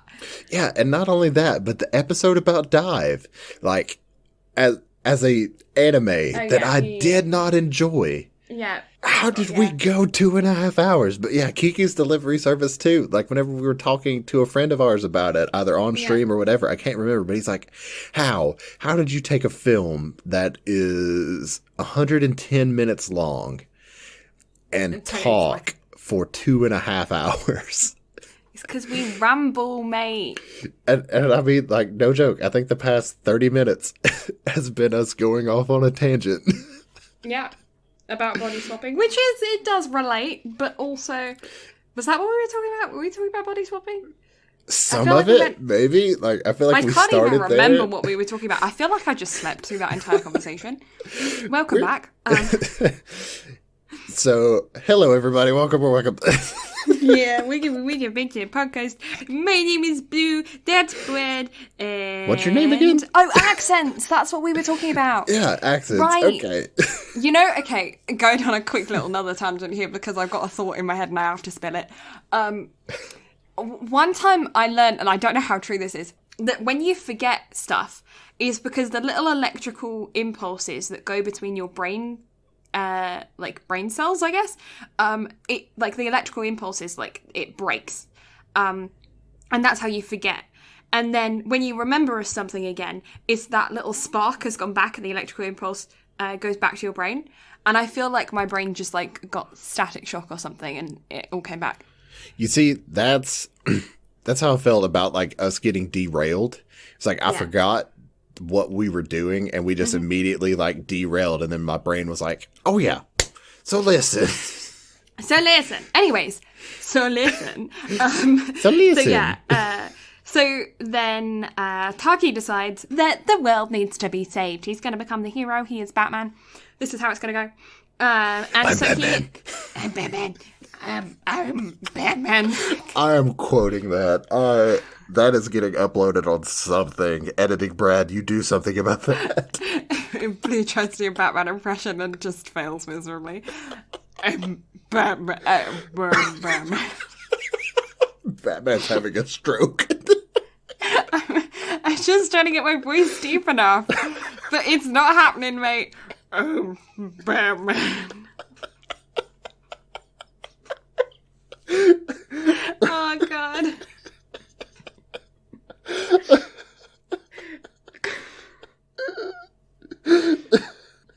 Okay, so back to the film. So then Batman decides that he wants to try and save the world. And so he goes and grabs her friends and he's like, hey, my dudes, world's gonna explode when a comet lands on the village and everyone's gonna die. It's gonna be big time bad. So you need to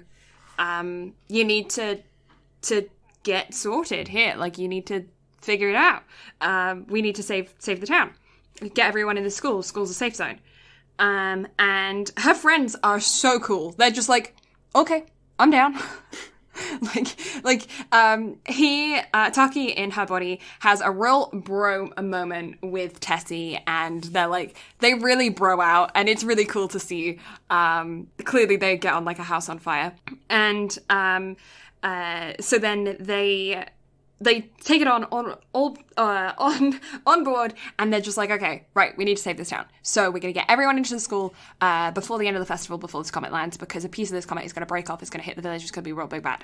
So, because that's one thing that I was actually curious about, because up until I think this point in the movie, they don't discuss that it's a piece of the comet that flies off unexpectedly, because in my head, throughout the entire first section of the movie, I was like, well, why are meteorologists not already knowing about this? Surely, like some kind of space sky where people should have mapped this out and projected where this is going to land. And the reason why they didn't is because it fractured when it flew over the atmosphere. And a piece of that comet is what landed and destroyed the town, which makes a lot more sense. Like they never really like talked about it. Yeah. I mean, they almost like hinted at it for a second. But so Itomori, whenever it was first formed, so they talk about how this comet only comes around every 1,200 years. Yes. But obviously 1,200 years ago, we didn't have the record keeping that we have now. And some places didn't have record keeping, period. Yeah. So, but they talked about how Itomori was formed from a meteor crashing into the thing. And they said it was like thousands of years ago. Yeah. Well, big brain. Big brain. Itomori was initially created 1,200 years ago whenever the first comet hit. Yes. Which does kind of come into play in a scene later when he registers it in the cave. Well, she does in his body, I think. Yeah. And so, he's running around and they decide that they are going to blow up the power station, the power supply to the town. So that all the power shuts off, and then they're going to go to the evacuation system, the warning system. So in Japan, they have kind of like a good way to describe it for people that wouldn't know would be in the UK during the World Wars, they had sirens that used to go off for the bombs. If you look up any air raid siren, like you'll hear what we're talking about. So if you're familiar, if you've watched pretty much any World War II film, you would have heard an air raid siren. They're very distinctive. And they have them in Japan for earthquakes and tsunamis. They're just placed all over because obviously Japan gets affected by earthquakes and tsunamis quite frequently. Hi, Stomach John. Nice for you to join us, but not yours, mine. Like, my stomach just growled. You hungry? Just a little bit. I haven't eaten since, I think, 11:30. Dude, why? So listen, I did a lot of driving today. That's no excuse. Regular meals. Meals. Okay, so we were going to have dinner right before this. Like, we're going to go to dinner at 8 or 6 your time. I forget every time we talk. I talk in your time. Anyway, so we were going to go get dinner at 6. And the restaurant we were going to go to, which is my family's restaurant, typically they close at 7. They closed at 6. Oh, boo. Tonight for some reason. And I don't understand why. So we were going to go there. I was on my way to go there. And it was like 6:15. And Bree called me and she was just like, hey, they're closed. Aww. And I was literally pulling in because she was there too. So I was like, oh, well, I guess I'm going to go home and get ready for the podcast then. Whoopsies. You could have grabbed some food on the way home. But I didn't pass anywhere on the way home though. That was the thing. And at that point I was like, I'm not going to go out of my way to get anything. I'm just going to go home. Food is an inconvenience. Well, I mean, to be fair, I'm on my 3rd bottle of water while we've been recording this podcast, so I'm getting some sort of nourishment. Water does not my count body's as fasting, nourishment. so Water healthy. counts as hydration, my dude. No, you see, technically, I'm inadvertently fasting right now, so dink, I'm being healthy. No, inadvertent fasting does not count as healthy, okay? If you're going to go on the fasting kind of diet thing, then it has to be structured, my dude. I mean, I have been. However, today was a lot technically more structured than normal. Bloody hell. Bloody hell, mate. All right. Because I have been intermittent fasting, but today I've fasted more. I ate like twice as much food as I normally would today. Well, you see, in this partnership that we have with the podcast, you have taken over what I couldn't have. So, friendship. so friendship. In that case, I want half a pint of blood. Thank you very much. It's in the mail. Actually, technically, never mind. We can go on. Okay then. This is when I actually get like a package. I open it up and it's just like liquid blood, just like liquid blood, not dried blood, liquid blood. I was about to go on about a stream Easter egg, but I was like, no, you know what? Never we need mind. to get back to this film. We are buddy training, guys. Can you tell that we are off on the brain power today because structure is just not happening. We have structure to begin with? The only structure I have is my skeleton, and even that falls apart. So they plan that they are going to hijack the broadcasting system, and that's how they're going to get everyone to safety in this school. So then she wakes up as him, in the cave, in the cave in the underworld, and the town is gone. So she wakes up in his time this time, so 3 years into the future, and she climbs up to the top of the mountain, and when she looks down where the village should be, there is just the crater left by the comet. And it shows that the day before she had gone to Tokyo, and she had tried to find him. But obviously, because she was living 3 years ahead of him, he hasn't experienced any of this yet. He hasn't experienced the body swapping yet. He'll experience the body swapping 3 years after she does. And so when she manages to find him on a train, he doesn't know who she is. And then for some reason, she gets off the train, but for some reason, as she's getting off the train, he calls out to her, and he's just like, "Hey, what was your name?" And she tells him her name as she throws the red cord that she had tied around her hair to him, and he grabs the end, and that's the scene that you see at the very beginning of the film. And he has tied that red cord around his wrist, and it had stayed there for 3 years. And one thing I'll talk about here, because we had talked about it earlier, and it was what I meant whenever I talked about the noise with Bunny Girl Senpai for Blue. Well, earlier in the film, it was, so whenever the comet had split, and you finally see that it's going to hit Mitsuha and them, you hear a gong or like a really large triangle go off, because it doesn't necessarily sound like a gong, but it's just that noise. It's kind of like a bell. Kind of like it's a gong bell triangle mix. Like it's as loud as a gong going off, but it's like a bell or triangle sound.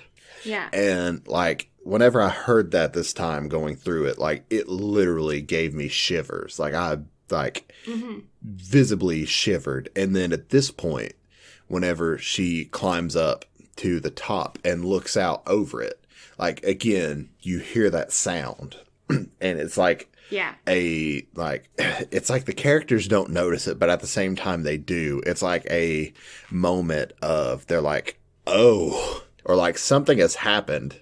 It's like how I was talking about the brain cells connecting and that electrical connection.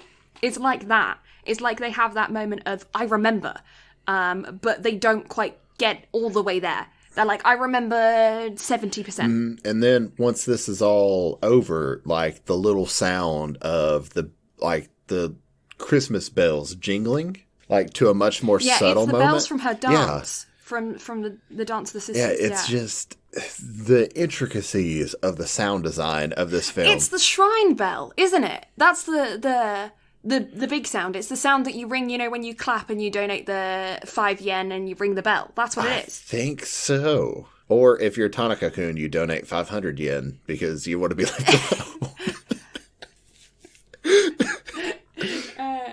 It's that. But that's what it is. Yeah, so it's like just the sound intricacies of these films, and it's the same in Weathering with You. I want you to watch Weathering with You because they managed to outdo the animation in this one a little bit just because it's newer. But two, because of the Easter eggs, because all of Shinkai's former films are Easter eggs and Weathering with You. But also just Yes. Yeah, I actually saw that in the literature teacher in this film, where she is explaining Twilight, the meaning of Twilight. She, in the notes here on the page, the description page that I'm looking at, is explained that she appears in the Garden of Words. Every one of his films has little throwbacks to all of his other ones, and Weathering with You is the same. And then we'll discuss after we watch Weathering with You, like what Shinkai said in a interview after the fact. Because like the fact that all of his worlds are intertwined, Weathering with You throws a wrench in those plans, something fierce. Oh, okay. Maybe I want to watch a few films other than this one of his before I watch that one then. Yeah, but so anyway, it's so like just the little intricacies of it is what like there's a reason I gush about it, and there's a reason I say it's perfect, is because they don't really leave loose ends. I mean, they leave us asking a lot of questions due to what goes on in this film, but it doesn't. And just the way it like ties everything up and like slowly like leads everything back together and ties it up in a little bow is just nice. Like I love it so much. Anyway, yeah. So then so then he is in her body and he decides like things are not going well with the plan. He goes to the mayor in her body, so she goes to the mayor to see her dad, and he basically says, look, you need to evacuate the people, and he's just like, you're crazy, I'm going to send you to a mental institution. And he's like, how dare you, and like grabs him by the tie and gets right up in his face. And that's when he says, who are you, to his daughter. I wanted to watch him deck him. Like, I just wanted to watch him just rear back, because he like grabs him by the tie and like pulls him face to face with him. And I remember the first time watching this, be like, punch him, beat the shit out of him, do it. Yeah, I know, yeah. But he doesn't. He leaves, and it's not going well. So he then meets up with Tessie, and it's just like, hey, not going well. And Tessie's just like, well, you got to make it work, because we're going with this. This is what we're doing. We've already blown up the tower. We are criminals. Like, the power is out. We're calling people over the intercom to get people to the school to find shelter. You have to make this work. And that's when he gets the he gets the urge, to run up to the mountain and go to the land of the underworld, the land of the gods. And so he runs up the mountain. He takes the bike, runs up the mountain. Well, bikes up the mountain. Takes the bike, but runs up the mountain. And he bikes there, and he gets there, and they can hear each other calling. They're in opposite bodies, they're swapped. And they can hear each other calling. But they can't see each other. And then this is where you get the chime of the bells from the dance, because whenever they brush past each other, that's when the bells chime. And then eventually they find each other, and they are kind of able to have a conversation, and then they swap back into their original bodies, and they're both able to see each other. And they have this adorable little conversation where they're laughing and crying and just feeling all of these emotions of finally getting to be face to face with each other. And then he's like, you are the one who needs to finish this. Maybe it's just because I was the one that's talking to your dad. I couldn't get it done. You have to save the people. You have to protect your village. And so then he says, but before we forget, let's write our names on each other's hands so that we can't forget. And he writes on her hand, and then she goes to write on his, and poof, she disappears. And then he's like, I'm gonna remember her name. And he's calling out her name really loudly. He's screaming out. He's saying, I'm gonna remember. She's someone that's so important to me. I will not forget. And then he's like, what was her name? What was her name? And he's forgetting, and he's panicking, and he's so scared and angry and frustrated, and he's panicking that he's lost her. And then it flicks to her, who's now running through the village. She's running through town. She's trying to get everyone evacuated, but they have like kind of taken over the plan. They've gotten her friend out of the booth for making the announcements. They've made an announcement saying, just kidding, everything's fine, stay where you are, over the announcement thing, and stopping telling people from going to the school. And they've taken the other guy who was yelling, Tessie. They've grabbed him and they're stopping him from going through the streets yelling at people in the festival to go to the school. And they've taken them and they're now putting out the announcement to just stay where you are. Then she's running around and everyone's kind of like making a mess. And as she's running down, she falls and trips and she's panicking at this point and she trips over and she falls down and she can't remember his name anymore either. And then as she falls down, her hand lands in front of her face and she opens her hand. And instead of saying his name, he wrote, "I love you" on her hand. And it's so sweet, but also frustrating because now she doesn't know his name. But I also think that maybe that's why she didn't vanish when he wrote his name, because he didn't write his name. And I feel like it was something like they couldn't have written each other's names. So when she actually went to write her real name, that's why she disappeared at that moment. I kind of have a little bit of a theory to talk about, but I'll save it towards the end because, and that's why I said I feel like I started noticing things this time around because I think I might have pieced something together. It's all speculation. Shinkai has told us jack shit about it, but I kind of have my own speculation to talk about after we get through the end of the film. Okay. So then, the tower explodes, there's no power, the sirens, and she runs into her father's office, and she runs up to her father, and she's got this determined look on her face, and she's covered in cuts and bruises, and cut. 5 years later, you see him in a suit, walking through Tokyo, and this is where it ties all the way back to the beginning of the film, with both of them, well, him in this case, saying, I'm just going through life and I feel like there's something I'm missing. I can't quite place my hands on it. I can't remember, but there's something I'm searching for or waiting for, and I don't really know. And you see him going to a job interview. He's trying to become like a landscaper, or I'm not entirely. I think it was a landscaper. With his sketches. Might be an architect, maybe. An architect, maybe. I don't know. I can't really remember. And he's not doing so hot.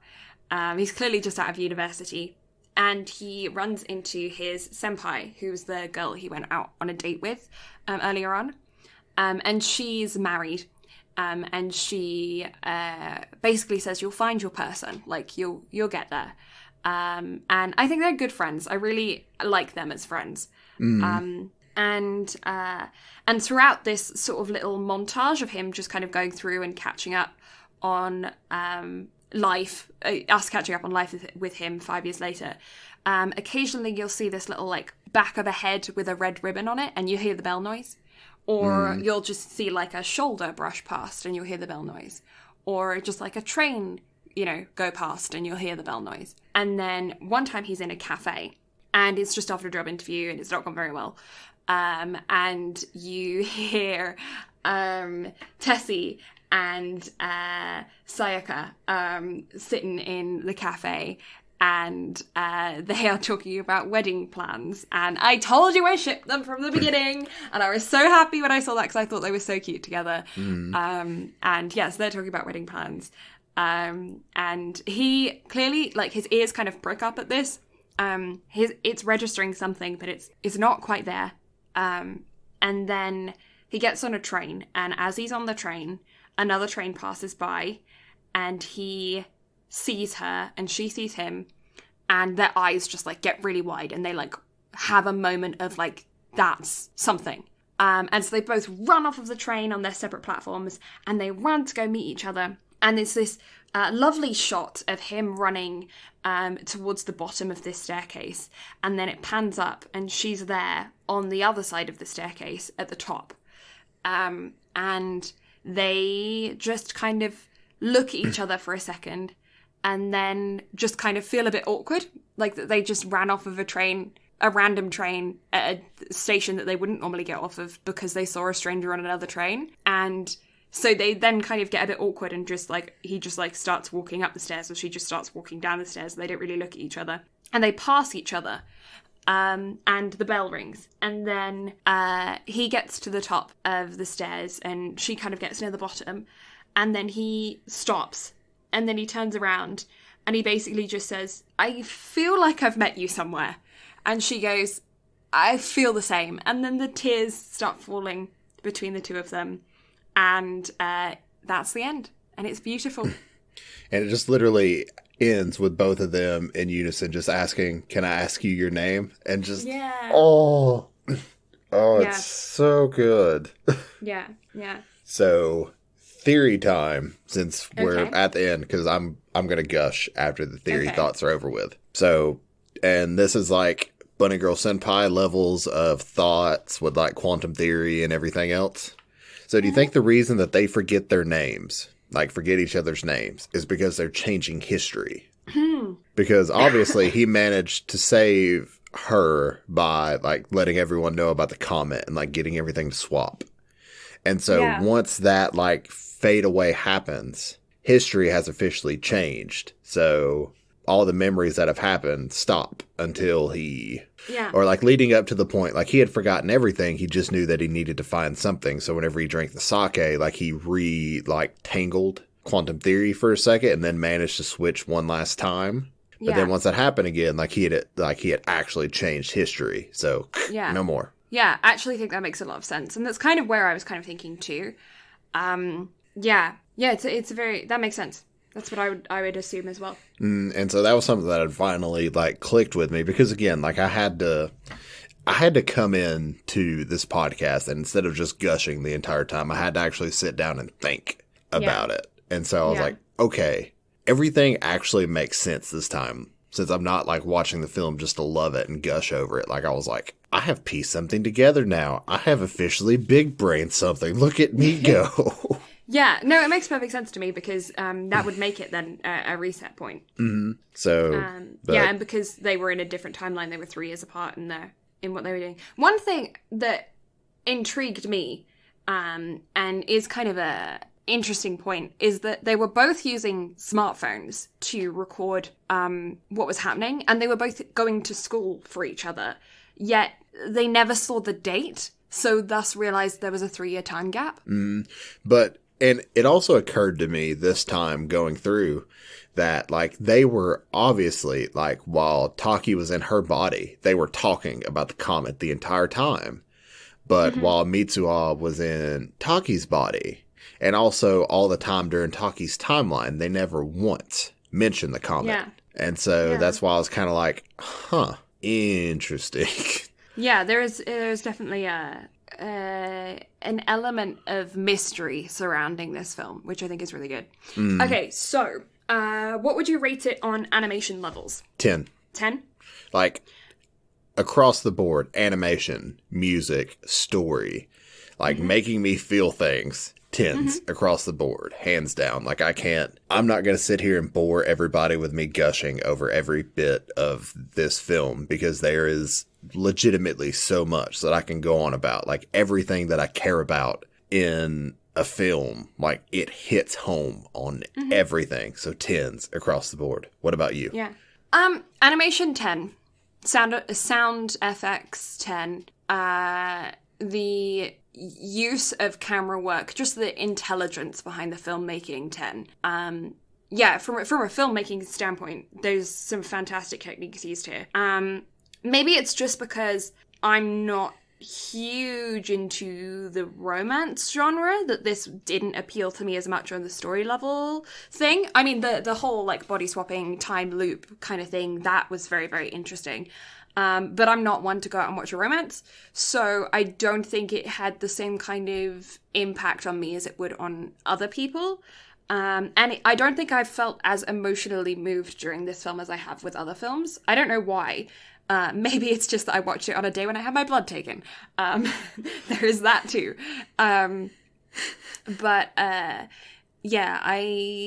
I definitely enjoyed it, but I can't give it a 10. I definitely rate it high, but I don't think I'm going to remember it in a year. Okay. I don't think that's interesting. I don't know. I don't know why it didn't just like stick in my brain. It didn't make me feel like I wanted to live in their world. It didn't make me feel like I wanted to it didn't make me feel like I wanted to be them, or I wanted to like, experience that. And I tend to get that with films. I tend to, like, place myself in their shoes, and I don't think I did during this. I don't think I ever placed myself in their shoes. I don't know if that's just the circumstances of the way I watch the film. Maybe if I watch it again, I'll let you know if my opinions change. But I'd probably give it, I don't know, 8.5 for script storytelling. It's good, but I don't think it holds up to other things that I've watched. So what I'm getting out of this is that next time I'm going to make you feel things. Oh, no. We get to watch number 2 on the list of anime films of all time. Oh, no. What are you going to do to me? I mean, I wrote things like kawaii, sugoi, like really adorable. I think it was very adorable. I really liked the film.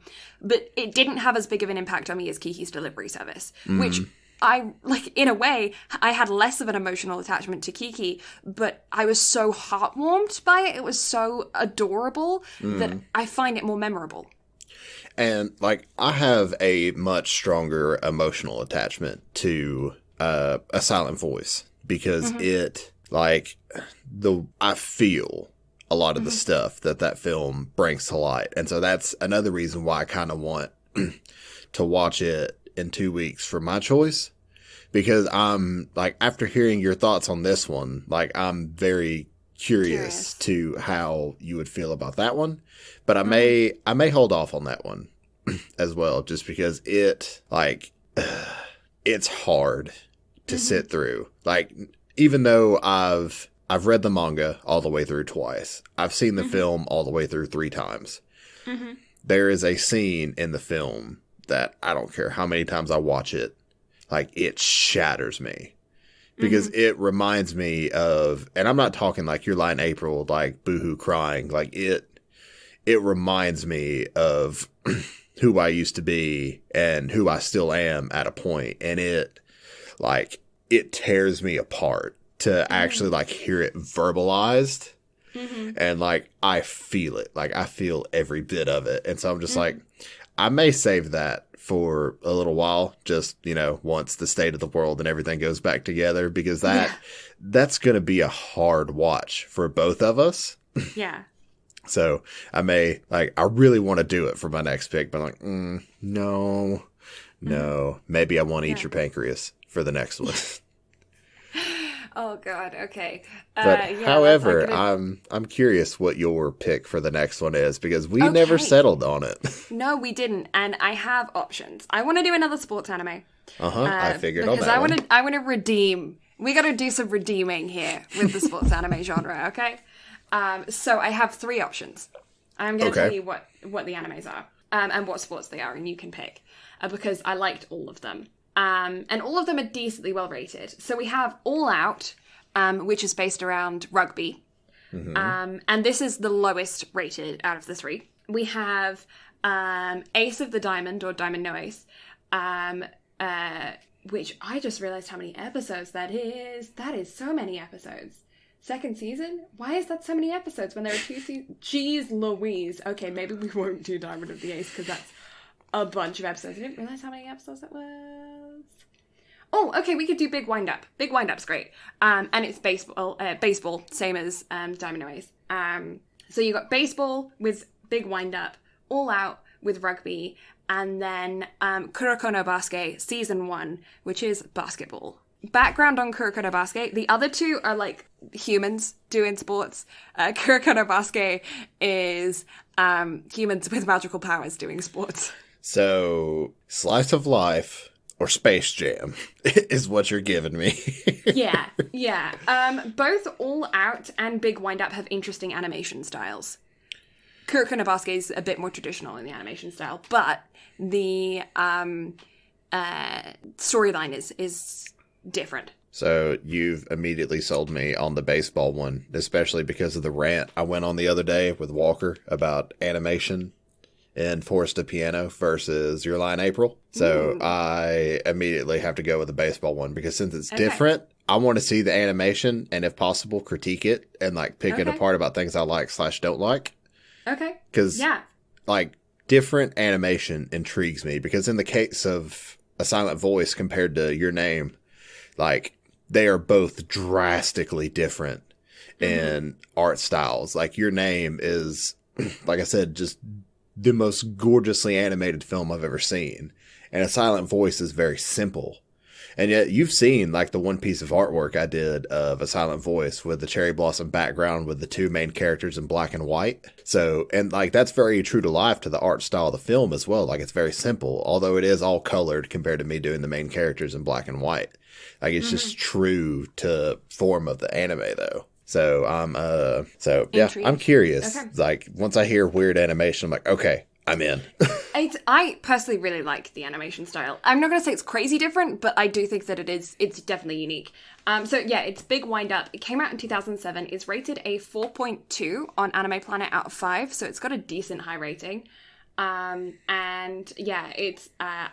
rated it highly. I rated it a 4 out of 5 stars the first time I watched it through. I'm going to be interested to see what I rate it this time. But yeah, I think you'll enjoy it. I remember it being funny. I don't really remember too much about it other than that, though. So we'll see. So we're both kind of going into it fresh. Now, what can I find it on? I don't know if they have it on Crunchyroll. We shall have to experiment. I was going to say, I think from now on, like, we should also start, like, talking about where you can find everything on here. Yes. Because for one, it makes us actually know where we can find it for the other. Mm-hmm. But also, I know some of the people who listen to the podcast will, like, after we talk about it, go and seek it out to watch it. Mm-hmm. So I'm like, we should probably talk about that because that would make our lives easier and also the lives of everyone else easier as well. Interesting. So Big Wind Up, the second season, is on Crunchyroll, but the first season is not. Oh, interesting. I'm going to have to go through everything. At least the free trial of Amazon Prime isn't up in case I got to find it there. But yeah, okay, so overall ratings for Your Name are both pretty high. Yours extremely high. And overall, I had a really good time watching it. So yeah, I think that's probably where we're going to wrap up today's podcast. Yeah, so you can find Blue over on Twitch at twitch.tv/Blue Lavender. She streams every day except for Wednesdays and Sundays for podcast and just a day off. Mm-hmm. From 8 p.m. to 10 to 11 p.m. Mountain Standard Time, depending on how she's feeling, what she's playing, so on and so forth. You know, real life stuff. Yeah.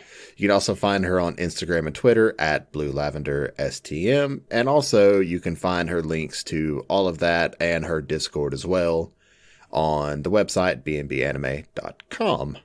Yeah, and you can find Brad on Twitch, which he promises to start streaming more frequently on, at Brad Carter Gaming. And same on socials, except you don't have Twitter. Nope, so no Twitter. If you want to see the Brad on Twitter, you just have to follow at BnB Anime on both Twitter and Instagram, because we both post there. And you can definitely tell who posts because we leave our names. We do tend to leave our names, although I didn't leave my name on the last GIF that I posted. So, but I think everyone knows immediately that that's you. Just because I saw that because somebody had liked it. And I was like, even if it wasn't a shared Twitter account between the two of us, I saw that. And I was just immediately like, that's Blue. Yeah. Which I'm so glad I found that because I use that all the time in your Discord and just like messaging people back and forth because it's adorable. It's hilarious. So we talked about it with Tanaka-kun with the little chibi girl like slamming the desk with her fists. Yeah. Well, it's that, but with Bongo Cat alongside her, just like in time. And I'm like, it's so good. Yeah, so if you want to see fun memes and GIFs and adorable things like that, then you can head on over to the Twitter. And if we don't happen to write our name, try and guess who you think posted the tweet. Because whoever gets it right first gets a nice gold star on the wall of gold stars. Wow, your brain worked real hard there. I wanted to try to do something cool, but I was like, I actually don't have a legitimate like board of fame or wall of gold stars. So I was like, I'm putting my foot in my mouth really quick here. Excuse me while I just eat my own toes. Yeah, anyway, so we're going to stop rambling and leave you with the excitement of next week's big wind-up anime. This is going to be the redemption arc that you've all waited for sports anime. I'm sorry to all of the sports anime fans out there that I failed you last time. I'm still blaming Brad for his stupid pick. You're blaming me. It was your pick. And yet you left it up to me. It was your decision. I just wanted to know. I rated it highly when I first watched it, and then I had to sit down and dissect it and realize that it wasn't as good as I remember it being. And you had to listen to me start off giving it a 6, and then you let me talk about it, and you let me take it down to a 4.5. You know what? At this point, I'm taking it down to a 2. No, aww. We just watched Your Name, a masterpiece. to that. Happy. See, this is where you get to see us, like, because we normally rate things pretty close together, but this is where we're going to start seeing some beef between us. The rivalry begins. It has begun. It has begun. It is Stardew Senpai versus Sim Senpai. The war has been divided. Oh, Sim Senpai. Oh god, if I'm a Sim Senpai, then I failed big You are time. Sim Senpai compared to me. Okay, fine. But compared to, like, anybody else who knows Sims, I'm rubbish. But anyways, we're gonna leave you there and stop rambling, finally, about the end of this. How many times have we tried to end this podcast? Like 7? Okay. I have no clue. But yeah, thank you all so much for listening. We greatly appreciate it. We will catch y'all next week for Big Wind Up. And until then, we'll see y'all next time. Bye-bye. Bye!